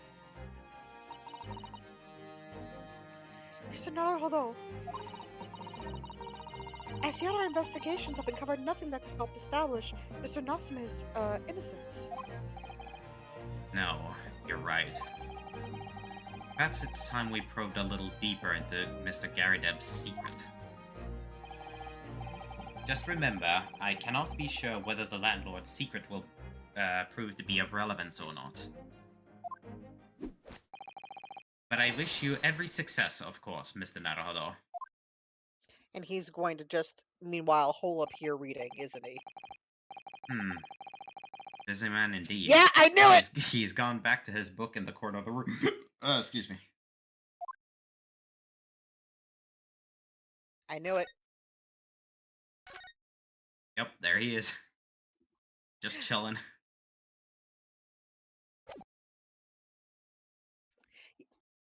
It depends on how fresh the tea in the pot is and how long it's been in the pot, because after a while it would start becoming lukewarm but based on his reactions, that was a freshly brewed pot. An eternally freshly brewed pod, because we were talking for quite some time. Mm-hmm. And he should have had, at minimum, second-degree burn from just the sheer exposure and not immediately getting the clothes off to reduce the exposure to the hot liquid. Because liquid hold on to heat faster than solids, don't you know? Yeah, though it seems that in his case, most of it seems to have only gotten onto his hand. Yeah, still though. Yeah. Though, I think before I move to interrogate Mr. Garadeb too much, I think this might be a decent spot to end the stream for now, Okay. because we've gotten quite a bit done, and I suspect that there's still quite a bit more to go before Oh, we, absolutely. yeah, before we actually get over to the trial portion of this chapter. Hmm. But it is interesting that Sholmes is like, I can't actually say as he's actually you want to de-stress from Hector, yeah. But I like how he was just like, hey, the only thing we know for certain is that he was present and he ran. Yep, and that Mr. Garadeb is hiding something, Hmm. but whether or not it's relevant to the case is up in the air for now. So here, to Sholmes's credit, though he was a bit of a goofball, he was actually on top of the case. He had been doing his job this time. Hmm. They still shouldn't have just arrested the man without, further fucking investigation. But apparently they just want the first patsy just to wrap things up and call it a day. Yeah, just so that they can get to the next crime that's Hmm. apparently around the corner and get that Yep. done too. Trying to send a message, trying to intimidate. But, it doesn't work if you're nabbing innocent people. Yeah.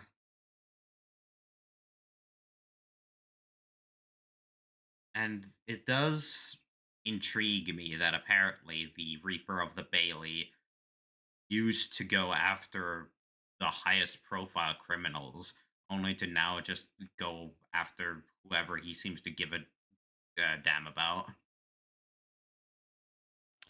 Yeah, like I'm legitimately curious. Like, and he was laser focused on McGilded. Like you could tell there was something there. Yeah. Mr. McGill definitely had something to do in the background, but now it's forever kind of just lost into the ether. Unless it becomes relevant again somehow. Yeah, unless it somehow becomes relevant again. I just saved, I don't need to do it again. If I know anything about Phoenix Wright games, I think we're gonna see something more. I think we're going to he's going to become relevant again, even in death. Probably.